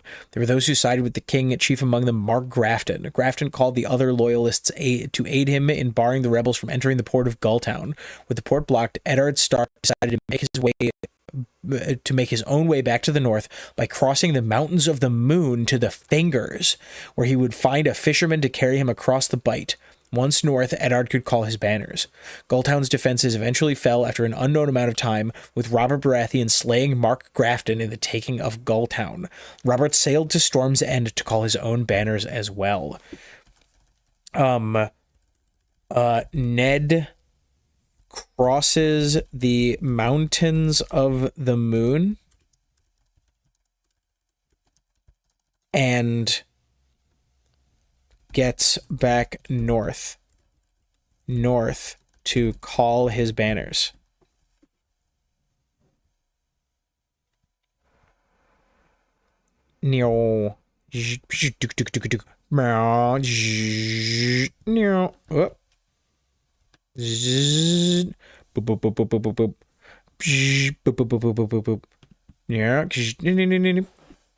Oh. Robert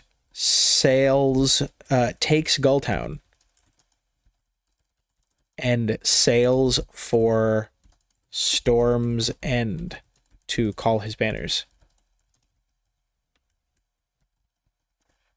1, 2, 3. There we go. Is this all on screen? It sure is. Just as not all the lords in the Vale had sided with Jon Arryn, not all the lords in the Stormland sided with Robert Baratheon. The first major battle in the Stormlands took place at Summerhall. There were 3 battles, one on the map. In truth, all fought in one day. Lords Grandison, Caffrey, and Fell had gathered their hosts and planned to join forces at Summerhall. From there, they would march on Storm's End. However, thanks to an informer, Robert learned of their plans and rode with his knights and squires to Summerhall, where he attacked each host in turn. Robert killed Lord Fell in battle. Lords Caffrey and Grandison, as well as Lord Fell's son Silveraxe, were taken captive and brought to Storm's End, when Robert returned there after the battles, for unknown reasons. There, Robert turned his enemies into friends, and as both lords Grandison and Caffrey, as well as Silveraxe, would later be loyal to Robert. Following his victory at Summerhall, Robert was now free to march north to join up with Jon Arryn and the Northmen. Robert wins the 3 battles of Summerhall.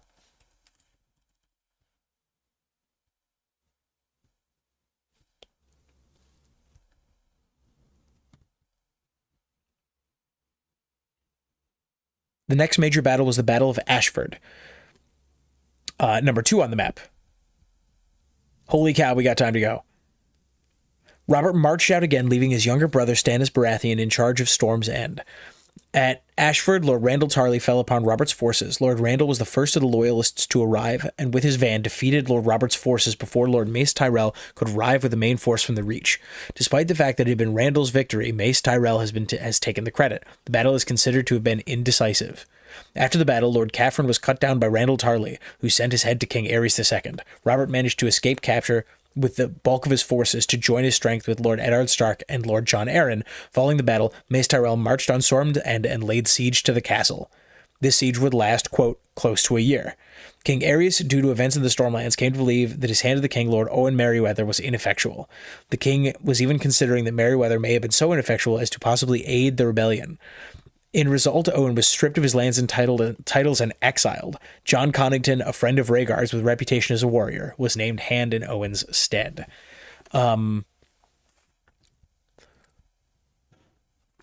The Battle of Ashford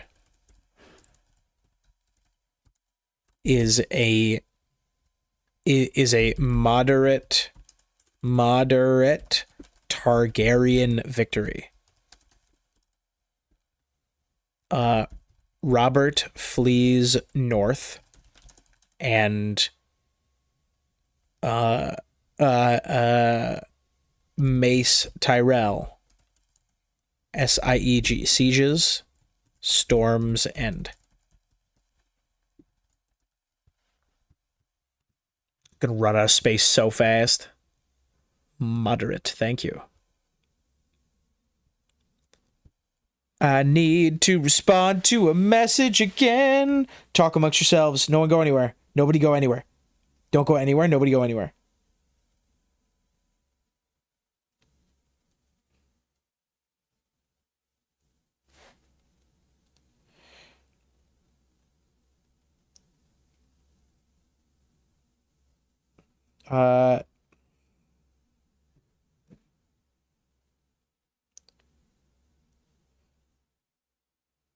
This is a relatively normal one.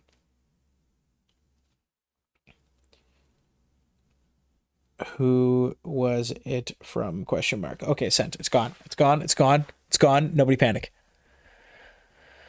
How likely do you think it is that Jon's parallel explicitly confirmed in the books? It could just be that Jon's bonds with one of the dragons and they have to put together that he's a Targaryen.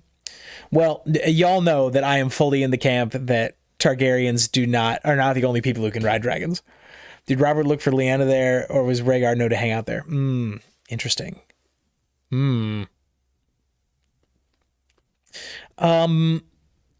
I think it'll probably be something close to spelled out in the books.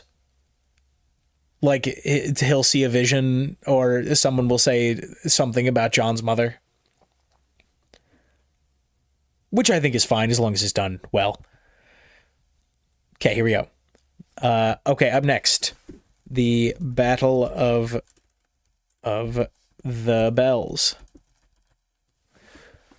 Eddard Stark had managed to reach Winterfell, where he called his banners. He marched south with his forces and joined up with Lord Jon Arryn. Together they negotiated with Lord Hoster Tully, with the support of the Lord of Riverrun for his support. Lord John Connington led a mighty army into the field. The forces he commanded gave chase, and Robert's march became a grueling one. Robert, wounded through unknown means, and all alone eventually took refuge at Stony Sept, which would become the site of the Battle of the Bells, the first major battle to have taken place in 283 AC. Jon Connington's forces took the town by force and began to search every house. The residents of the town were actively helping Robert, however, and despite the search, they offered pardons and rewards, the threats and the hostages Connington took and hung in crow cages. They could not find Robert. Battle began when Lords Stark and Tully arrived with a rebel army. The soldiers fought in the streets and alleys and on the rooftops, and the Septons rang the bells to warn the residents to lock their doors. Battle was fierce, and Jon Connington managed to wound Hoster Tully and kill Jon Arryn's cousin, Sir Dennis Arryn. Eventually, Robert Baratheon came out of the Peach, the brothel in which he had been hiding, and fought with Connington, almost killing him. Suspicious at the loss of Stony Sept, King Aerys exiled Jon Connington, stripping him of his titles. Aerys began to realize that Robert was the greatest threat to his dynasty since Daemon the First Blackfire. He named Lord Carleton Chelstead the Hand of the King in Connington's stead. Sir Jonathan Darry, Sir Barristan Selmy of the Kingsguard, were sent to rally Connington's men, while their Lord Commander, Sir Gerald Hightower, was sent by King Aerys to find Rhaegar Targaryen. The Crown Prince had finally returned from the south and convinced Aerys to ask Tywin Lannister for help, just as the rebels had or would do at one point. Additionally, Aerys commanded the alchemists to place caches of wildfire in multiple locations in King's Landing. With both Elbert Arryn and Dennis Arryn now dead, Jon Arryn was in need of an heir. Hoster Tully swiftly betrothed his daughter Lysa, who had previously proven fertile, to Jon. In a double ceremony at Riverrun, Eddard Stark and Jon Arryn married Hoster's daughters, Catelyn and Lysa respectively. Amongst those present at the wedding was Robert. Okay.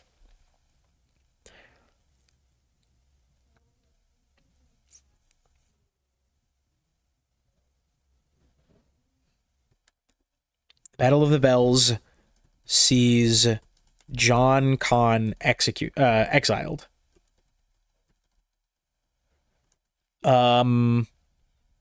Ned and John Arryn marry Cat and Lysa.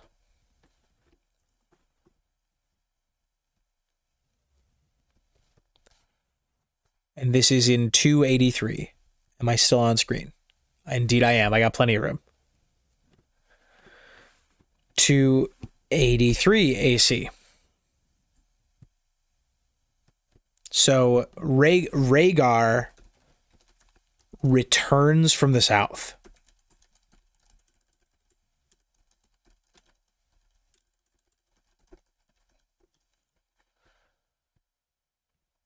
Which is interesting phrasing.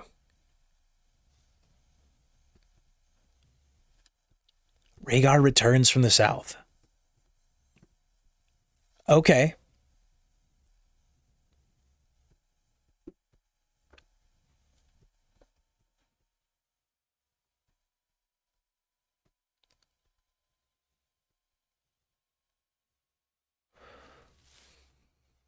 So Rhaegar comes back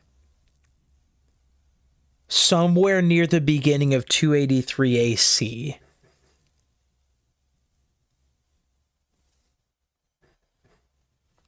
Interesting.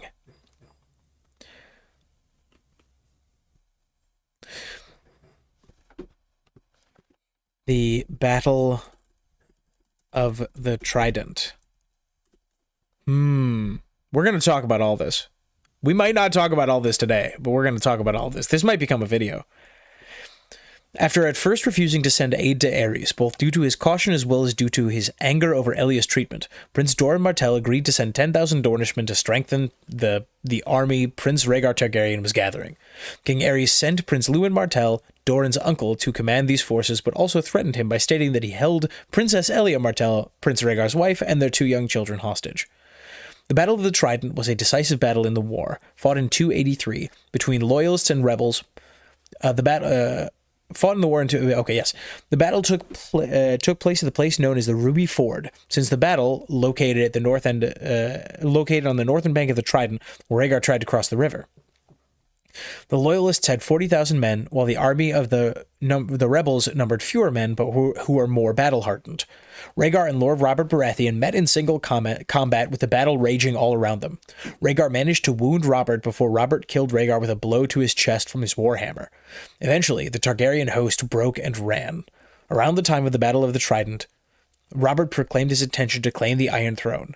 Out of all 3 leaders of the rebellion, Robert had the better claim due to the fact that his grandmother had been Princess Rhaelle Targaryen, the youngest daughter of King Aegon V. To justify Robert's claim, the Maesters would later use blood ties to House Targaryen, though it was conquest which won him the throne. Because Robert had taken a wound from Rhaegar in the battle, he gave the pursuit of the remnants of the Targaryen army to Eddard Stark. Eddard followed the remnants of the army back to King's Landing, where the Red Keep was being held by several thousand loyalists. Sees Rhaegar dead.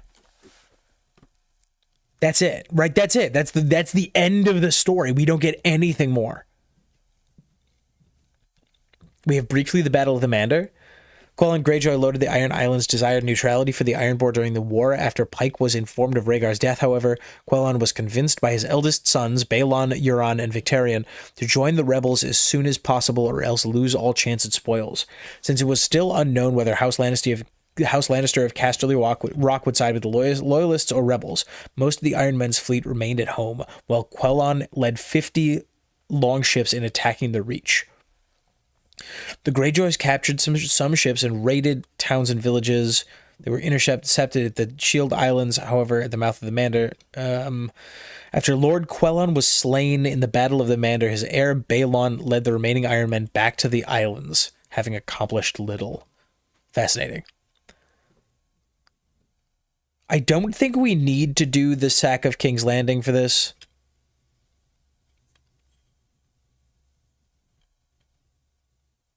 No, I don't think we need to, because we know the story very, very well. There are few mysteries to be found there. And frankly, it's unpleasant.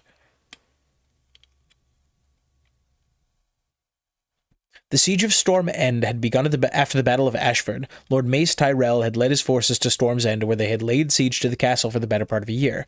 Storm's End was being held by Stannis Baratheon, the younger brother of Robert Baratheon, while the castle garrison was starving and ate rats to survive. The forces of the Reach feasted inside of the castle. The smuggler named Davos managed to sail past the blockade to the Red Wine fleet and sold his cargo of onions and fish to the residents of Storm's End, thereby preventing them from resorting to cannibalism. The new food supply allowed Storm's End to hold out just long enough for Eddard Stark to arrive from King's Landing and lift the siege. After lifting the siege of Storm's End, Lord Eddard Stark rode further south with 6 companions. According to a semi-canon source, Ned's army did not accompany him south into Dorne. Near the Red Mountains of Dorne, that semi-canon source is a So Spake Martin? That's a So Spake Martin that says that?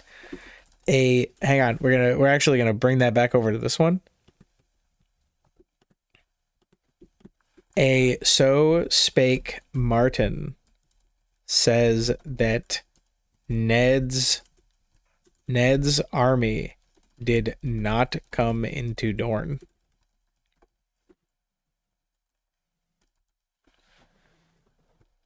Bonkers.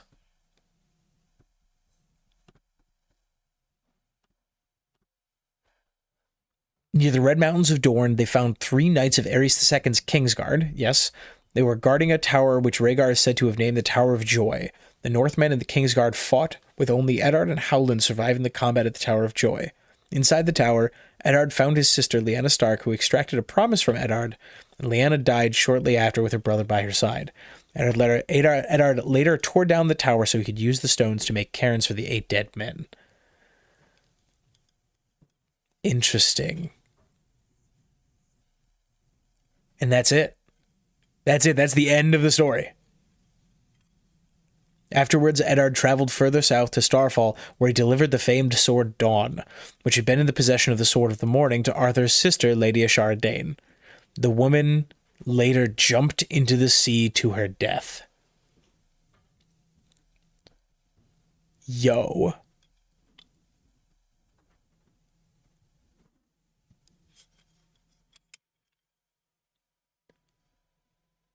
What's weird is that Rhaegar ostensibly made no mention of his child with Lyanna at any point on his way from the Tower of Joy to the Trident. I don't know, with the timeline involved, I don't know that he necessarily would have known that Lyanna was pregnant when he left. Because he arrived... Okay, do we get any more indication of timeline? The assault on Dragonstone happened...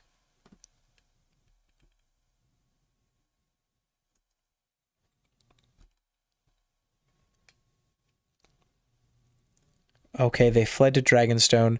9 months after the flight to Dragonstone, Rhaella died. So they were holed up on Dragonstone for almost a year. Combat at the Tower of Joy, Siege of Storm's End. Do we know when the Siege of Storm's End happened? Yes, do we know when it was lifted? Siege Aftermath, yes.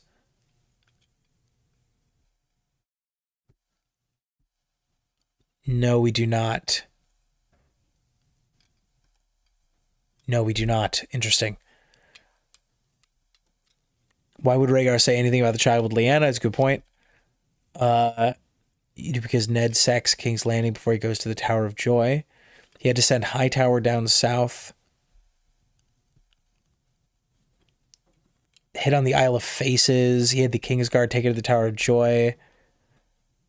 Not sure how serious you are, but I'm not a fan of any theory that gives Renly a direct claim to the throne in A Clash of Kings. The theme of his faction being about popularity and power. I agree. I don't think that, Renly is the natural conclusion of Robert's, vanity. Robert never had any claim to the throne. He just decided it was his. I think cairns is pronounced like Kearns, not cairns. Ooh, interesting. Let's find out how to pronounce cairn.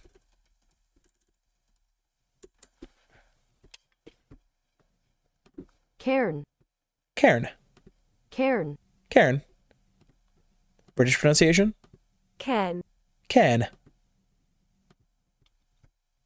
Cairn. Cairn.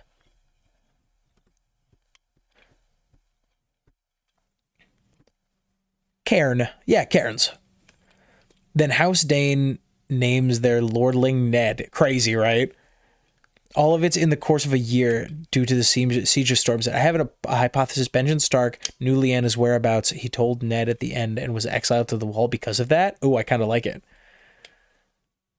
The Tower Tarot because of someone jumping from the tower. Absolutely. I used to hate Renly, the heir theories, but I've warmed up to it a little. I feel like it would be a little ironic and tragic for Stannis. I'm a big Stannis fan. He's so interesting. I think that's cool, but I don't think that I like it. Which is not to say that I don't like it, but I don't think that I like it. The three factions fighting for the throne are name, blood, and power. Ooh, yeah. All right, everybody. That's more or less it. I'm glad that we're enjoying the daytime streams. But I do believe that that's it for me today.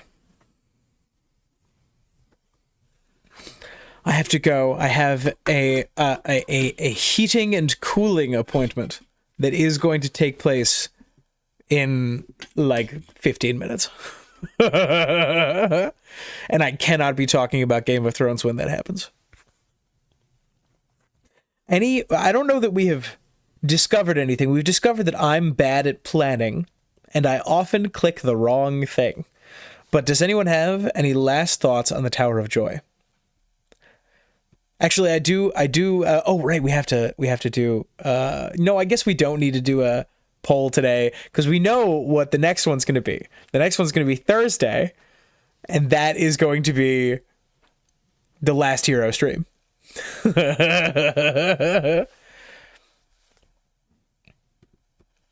Anybody got any more games to throw at me? Any more non-A Song of Ice and Fire streams that I need to do? There's a theory that all the Kingsguard survived and went north, Mance, Tormund, and the Half Hand. Rhaegar and Lyanna on the Isle of Faces will relate to the sins of the last hero. Ooh. Continue later tonight at 9 p.m. Calm down. When is the Darkstar stream? Do I have Darkstar written down? The trouble is Darkstar's nothing. Darkstar's nothing. Nothing happens with Darkstar. He's an uninteresting character and nothing happens with him. He has like 4 lines and no one knows anything about him. Watch. Darkstar, A Song of Ice and Fire. Watch this. Right? Here's Gerald Dane. There he is. Watch this. Look how short. Like, this is a character who is in the main books. Look how short this article is. He never does anything. Yep, Gerald. Yep. Arianne's party is surprised at the green blood. Yep. Gerald agrees that they are outnumbered, but Marcella. Yep. Aerys, the not very intelligent, rides to his death. Gerald attempts to kill Marcella. Shenanigans. Darkstar succeed. Yep, absolutely. And Marcella is taken to Sunspear, and Darkstar flees. Marcella has blamed Darkstar, not Areo, for the death of Aerys. Fascinating. And then while traveling to the Stormlands, they discuss Darkstar. Arianne feels that Obara and Areo can kill Darkstar, though Daemon is skeptical. Regretful for ever trusting Gerald. Shenanigans. You have been Arianne. You have been shenaniganed, and I'm sorry. Yeah, that's it. That's this entire story. That's everything about Gerald Dane. That's the whole thing. Darkstar is another Euron Horcrux. Calm down.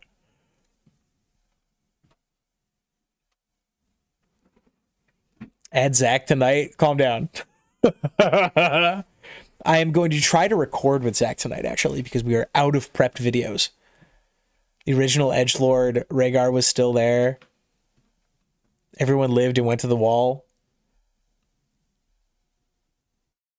An open source game engine similar to the Minecraft engine.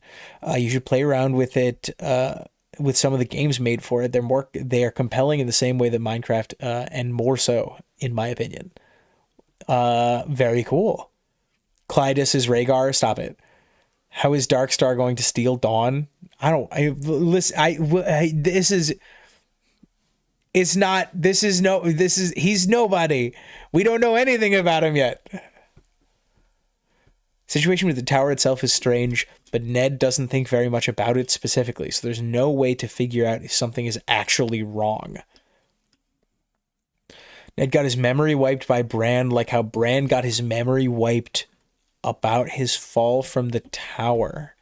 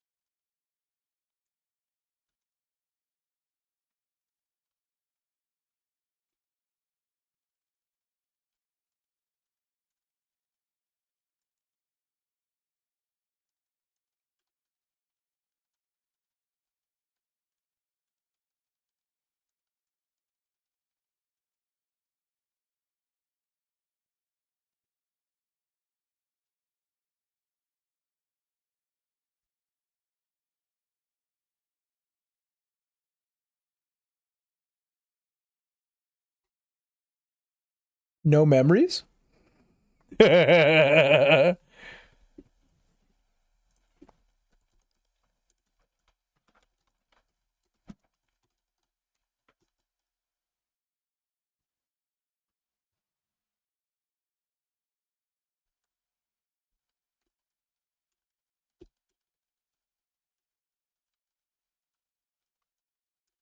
Isn't this what the glass candles are supposed to do?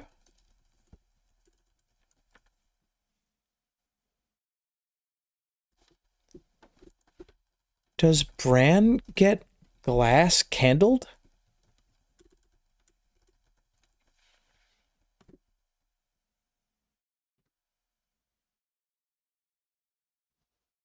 I thought my stream died? No, I was just revelating. Does Bran get glass candled? I think Bran got glass candled.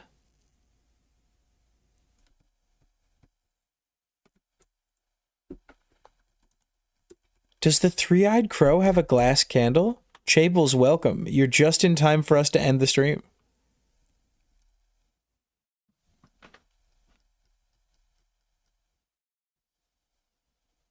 I'm presenting this to Zach like tonight. That's so good. That's some quality nonsense. I think Bran was in a coma from a traumatic experience. Yes. But some entity is messing with his dreams while he's in that coma. Might be a man-made version of the Weirwood Net. Bran isn't connected to the Weirwood Net at that time. The Weirwoods and glass candles are basically the same thing. I think that they are they do a similar thing, but they are not connected. Most likely.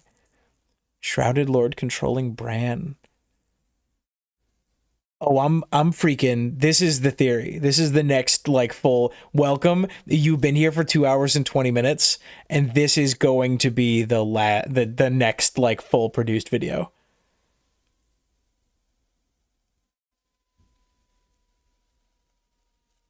Get tied to both with blood and live forever. That is basically in a coma with the milk of the poppies in the dungeons. Yeah. Ned has fever dreams in the dungeons under the Red Keep. Keep going. No, Julie says this is ridiculous. I don't think this is ridiculous. This is what the glass candles are described to do. Does nobody talk about this? Let's see if this is precedented. Nobody tell anybody. You keep it to your damn selves. Nobody tell Zach. Nobody tell Zach. Nobody tell Michael. Because I'm gonna blow both their fucking minds.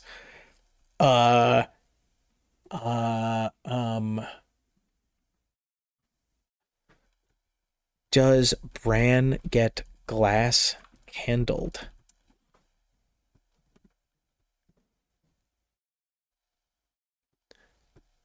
Someone give me a rundown? No. Glass candle Bran.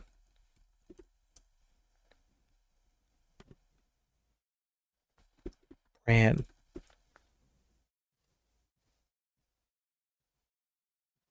Perhaps this innate power is what is used. One skin. No, this is. No. No. Can anyone find me precedent? Is this purely original? Who said this? Who said this originally? Hang on, I gotta scroll up. Nobody move. Nobody move. Bowen Webster. This is a fucking baller theory. This theory pitched by Bowen in a live stream. The live streams are sick as hell. Yo, Bowen. Awesome, dude. It's water flowing through the halls of Winter Hall have any connection to power. Calm down. We're dial in. Everybody dial in. I need you guys to find me precedent for this theory existing, right? If anyone else has posited this theory before, hunt it down. I want to see it. And number two, give me more evidence. For the Three-Eyed Crow, there's another character we believe dead from the Tower of Joy. Calm down. The Tower of Joy fights with two swords and twirls them around looking like a Sith Lord. Yeah? Is the Three-Eyed Crow just Rhaegar? Yo, this is one of the sickest theories we've come up with in a long time. Oh my god, this is just true, isn't it? Someone fucks around with Bran's and Ned's dreams. Right? Bran got glass candled. Just come up with that. I don't think anyone's ever said it online. Yeah, neither do I. I can't find it. Show me the glass candles, please. Hi, welcome to the part of the stream where Tom stares at the screen. Historically, they burned, but they have not been reported to burn in recent memory. Okay. All and twisted. Get over here. You're coming. You are nope. Stop it. Okay, good. So it was poorly kept secret. Okay. Yeah. History. Yeah, but what do they do? Tell me what they do. Dream. According to Archmaester Marwyn, sorcerer of the Valyrian Freehold used glass candles to see across mountains, seas, deserts, and give men visions and dreams, and communicate with one another half a world apart. 1 green and 3 black candles were brought to the Citadel from Valyria 1,000 years before the Doom. Okay, we're breaking out the book. Nobody go anywhere. We're breaking the book out. I know I need to be off stream. I do, but we're breaking it out. I'm breaking out my copy of A Feast for Crows. Where is it? There. It'll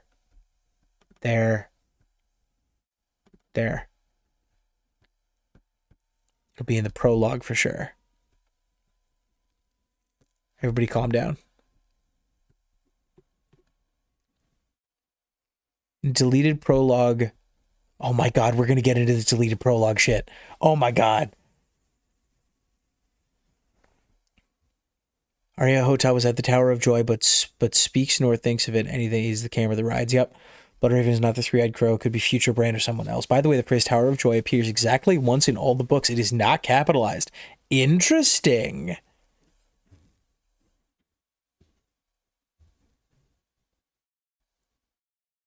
It might be the Shrouded Lord because he fucks with Tyrion's mind. Next long night starts as a result of someone attempting to glass candle hack the weirwood net north of the wall. Candle, I thought, not sure about glass candles. I thought they were meant for communication and the life binding thing that got cut. Yes, but they're like, it is heavily theorized, and I think this is very reasonable, that they are used for dream manipulation, right? They can talk to other people in dreams. He uses one to talk to Dany and give her new information, which makes them exactly like the Weirwoods, but for the fireside. Yeah. Bloodraven doesn't know what Bran is talking about when he asks if he's the three-eyed crow. It was a crow, obviously referring to the Night's Watch. Think of Weirwood magic. Yep. Yarn has a glass candle stand. Yep. Blocking memories for Ben both times. Yo, this fucking rocks. Who's messing with Ned's dreams? Who's screwing with Ned's dreams? It could be time-traveling Bran, but I don't think that time-traveling Bran needs a glass candle to do it. Glass candle. He knew about the... yep.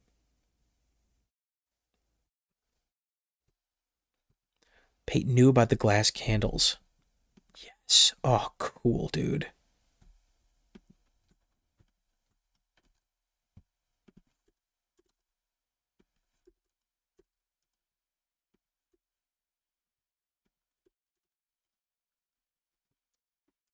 Do I need to put some music on? Prologue. Feast for Crows. Is this fun for you guys? Because this is what, when I find a theory that I really like, this is just what I become. Glass candle. Yep. Glass candle reminds us. Yes. Yep. Skip.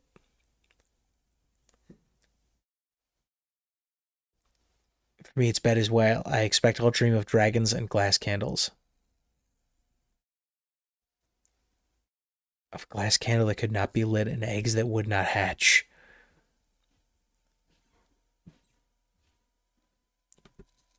Yo.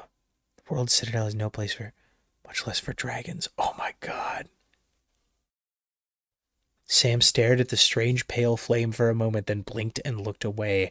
Outside the window, it was growing dark. Oh, this shit rocks. Okay. All right. I'm sorry. This has to be it. Thank you to everyone. Thank you to all of the folk. Let's see who super chatted. Mayo, and Wig Billy. Thank you very much for your super chats. You are amazing. Thank you to all of our fine, wonderful, beautiful individuals. I am going to leave you guys hanging out. Please feel free to chat as much as you would like. I am going to turn on Zach's stellar music, but I have to get to like other unrelated nerd stuff. Like I have to do like life maintenance now. Theory. Great job, guys.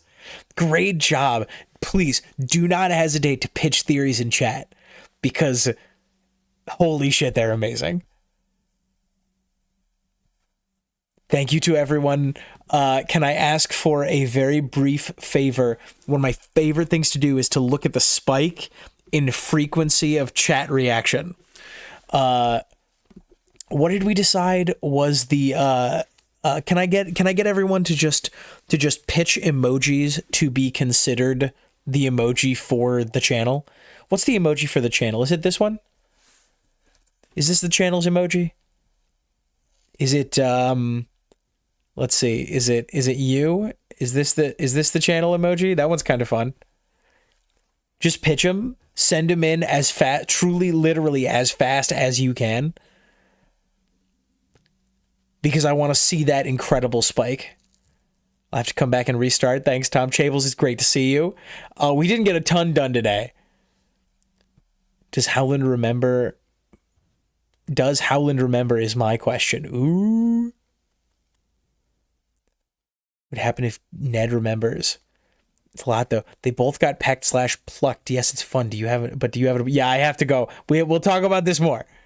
This will probably premiere on Saturday. I think that the three-eyed crow is Bloodraven, but he doesn't have control over how he appears. Fascinating. Purple face crying. Nice. Okay. All right. I'm setting you beautiful nightmares to Zach's fantastic music. And I'm going to leave you guys with George, please. Nah, I'm going to leave you guys with We Believe. I like We Believe.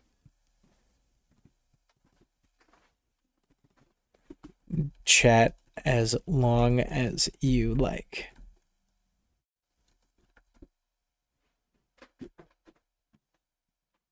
There you go. Oh my God, I love doing this. This is so good. Thank you all for being here. This is my favorite thing. Okay. All right. Where's my music? Give me my music. I need to go.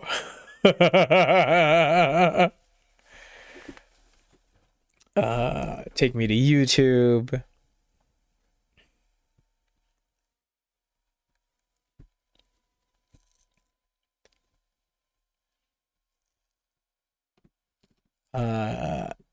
Stream is over. Period. Next one Thursday, 11 EST. Heart.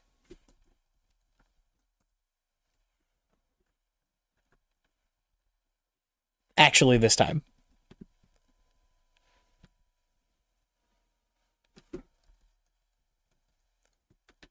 There we go. Oh, it's beautiful. Oh my gosh, you guys are wonderful. Stream music, infinite playlist. There we go.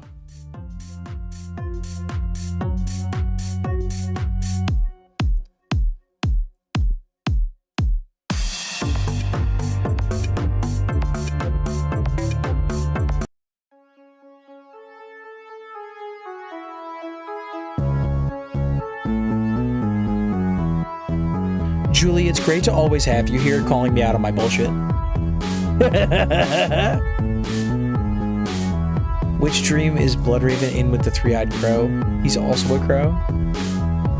Helen doing the plucking? That could be something. Ooh. Possible Ned brought a seventh companion with him that he doesn't remember.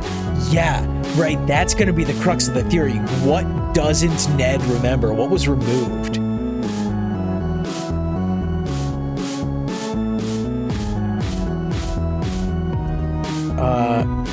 When Bran has his memory removed, the crow says, "You don't need that right now."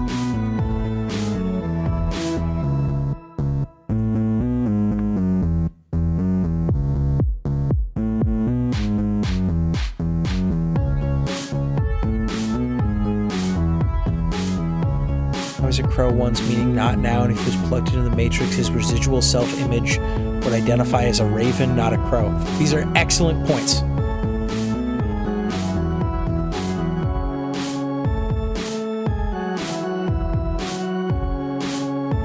I'm going to add this to the live streams.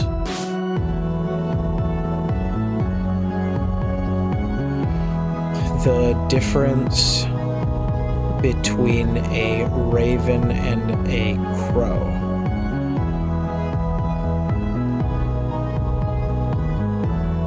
Thank you, Julie, for your healthy skepticism. Can we get some hypes for Julie? Can we get those like 2 clapping emojis? Where's the clapping emoji? Clap. This one. Can we get those for Julie, please?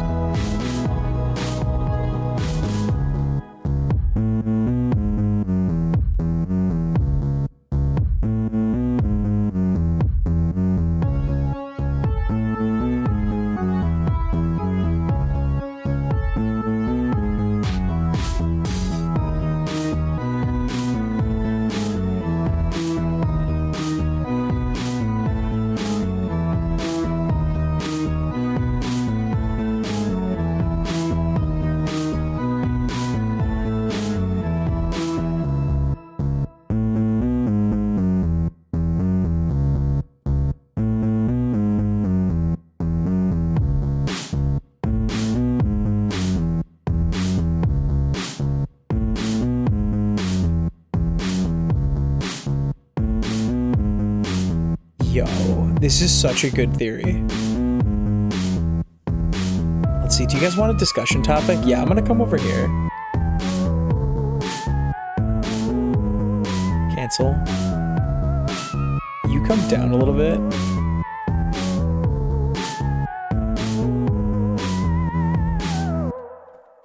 Add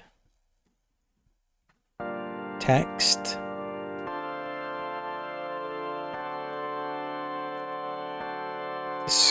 Discussion topic is Blood Raven the crow, the three-eyed crow.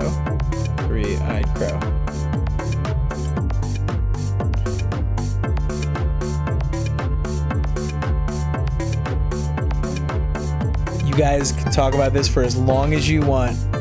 This is one of the rare times when I can actually leave the stream running.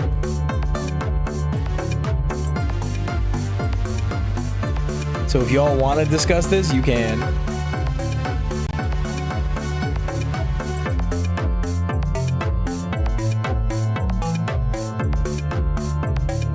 You guys can sit here and listen to all of the bangers from beyond and argue. Well, let me upgrade my membership. Does anyone have any ideas? Wait, really? Actually?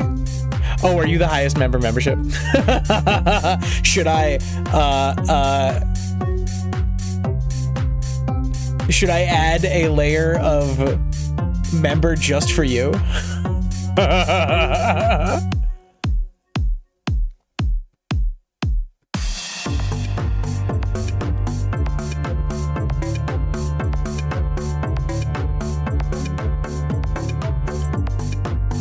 They are fighting for his attention in one of them. I think the three-eyed crow is female, the Amethyst Empress, Danny Flint, and or Corpse Queen figure. 3 eyes tied to a third-eyed chakra, which is violet.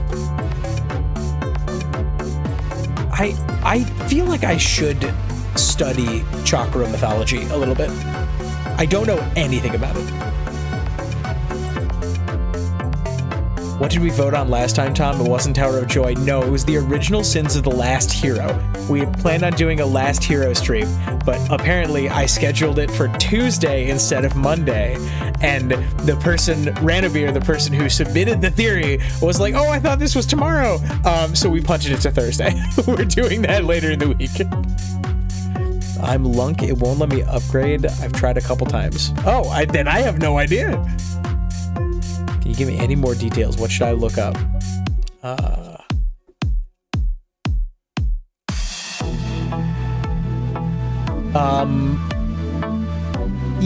Yeah, I can give some more details. Yeah, let's see here.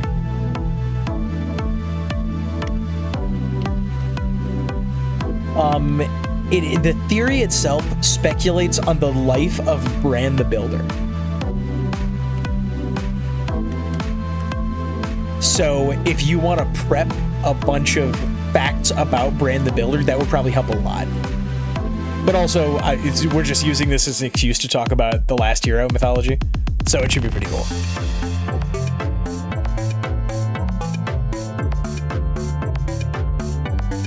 Order of the Green Hand Blood Raven is not the crow. I'm torn. Bloodraven doesn't know he's a crow, but Bran does know he's a tree to Jon. Exactly. Crow could be Bran all along. Dany endgame, though she could have sent some of these messages. Sure, absolutely. The crow could just be another person, right? The crow could be a character, because Bloodraven is a character we were introduced to this book, right? We were introduced to that character halfway through A Dance with Dragons. Maybe a quarter of the way through A Dance with Dragons. The three-eyed crow could fully be someone we've never met before.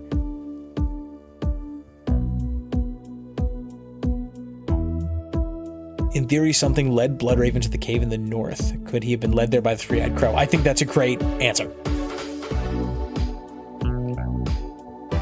I meant to find the dream with Bloodraven. Ooh, let me see. I need to go. Stop. You guys are like holding me here. I feel like I'm being held hostage.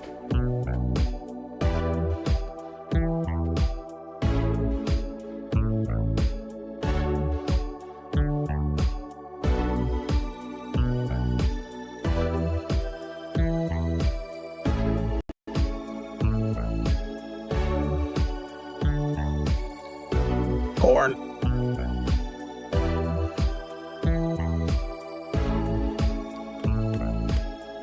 Not needing to know now for Bran is important in defeating the others. Whose goal is that ultimately? We actually don't know if that is the three-eyed crow's goal.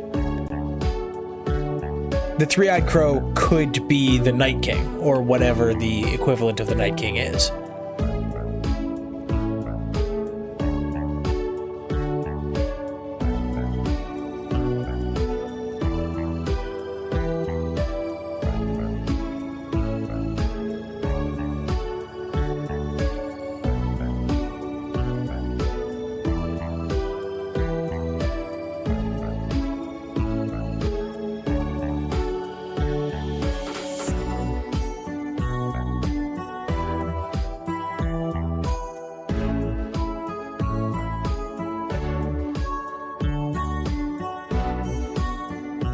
The voice was high and thin. Bran looked around to see where it was coming from. The crow was spiraling down with him, just out of reach, following him as he fell. "Help me," he said. "I'm trying," the crow replied. "Say, got any corn?" Bran reached into his pocket as the darkness spun dizzily around him. When he pulled his hand out, golden kernels slid from between his fingers into the air. They fell with him. The crow landed on his hand and began to eat. "Are you really a crow?" Bran asked. "Are you really falling?" The crow asked back. "It's just a dream," Bran said. "Is it?" asked the crow. None of the crow's lines are in quotation marks. Interesting. "I'll wake up when I hit the ground," Bran told the bird. "You'll die when you hit the ground," the crow said. It went back to eating corn. Bran looked down. He could see the mountains now. Hang on. Their peaks white with snow, the silver thread of rivers in the dark woods. He closed his eyes and began to cry. "That won't do any good," the crow said. "I told you the answer is flying, not crying. How hard can it be? I'm doing it." The crow flapped its wings and took to the air and flapped around Bran's hand. "You have wings," Bran pointed out. "Maybe you do too." Bran felt along his shoulders, groping for feathers. "There are different kinds of wings," the crow said. Bran was staring at his arms, his legs. He was so skinny. The skin stretched taut over bones. Had he always been so thin? He tried to remember. A face swam up at him out of the gray mist, shining with light, golden. "The things I do for love," it said. Bran screamed. The crow took to the air, cawing. "Not that," it shrieked at him. "Forget that. You do not need it now. Put it aside. Put it away." It landed on Bran's shoulders and pecked at him. The shining golden face was gone.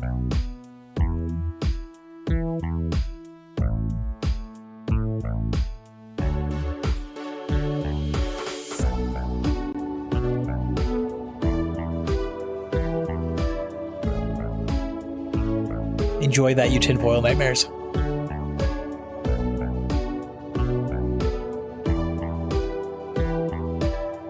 You guys get some chill music. And to discuss that, which 100% will be the topic of an upcoming video. Oh yeah, that's a good theory.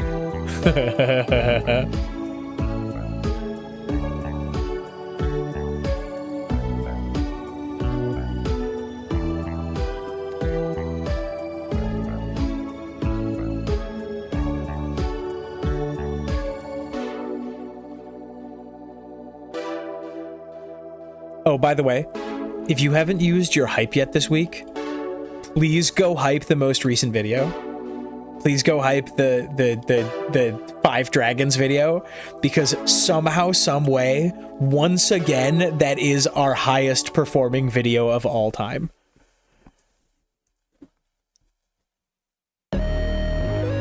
It is #1 in its time slot again. No, it's #2 now. It's been passed by Braun as Arthur Dane. This cannot be allowed to continue. I'm actually gonna post it. This is me actually this is me giving the membership work. Here you go. I'm giving you guys work. Go hype that video. Use your hypes. I know you don't use them. They just sit unused in your thing. Just go hype the video so that it outpaces Braun as Arthur Dane, because that video is stupid. Braun as Arthur Dane can't be the #1. I hate it. You have to pog up that video.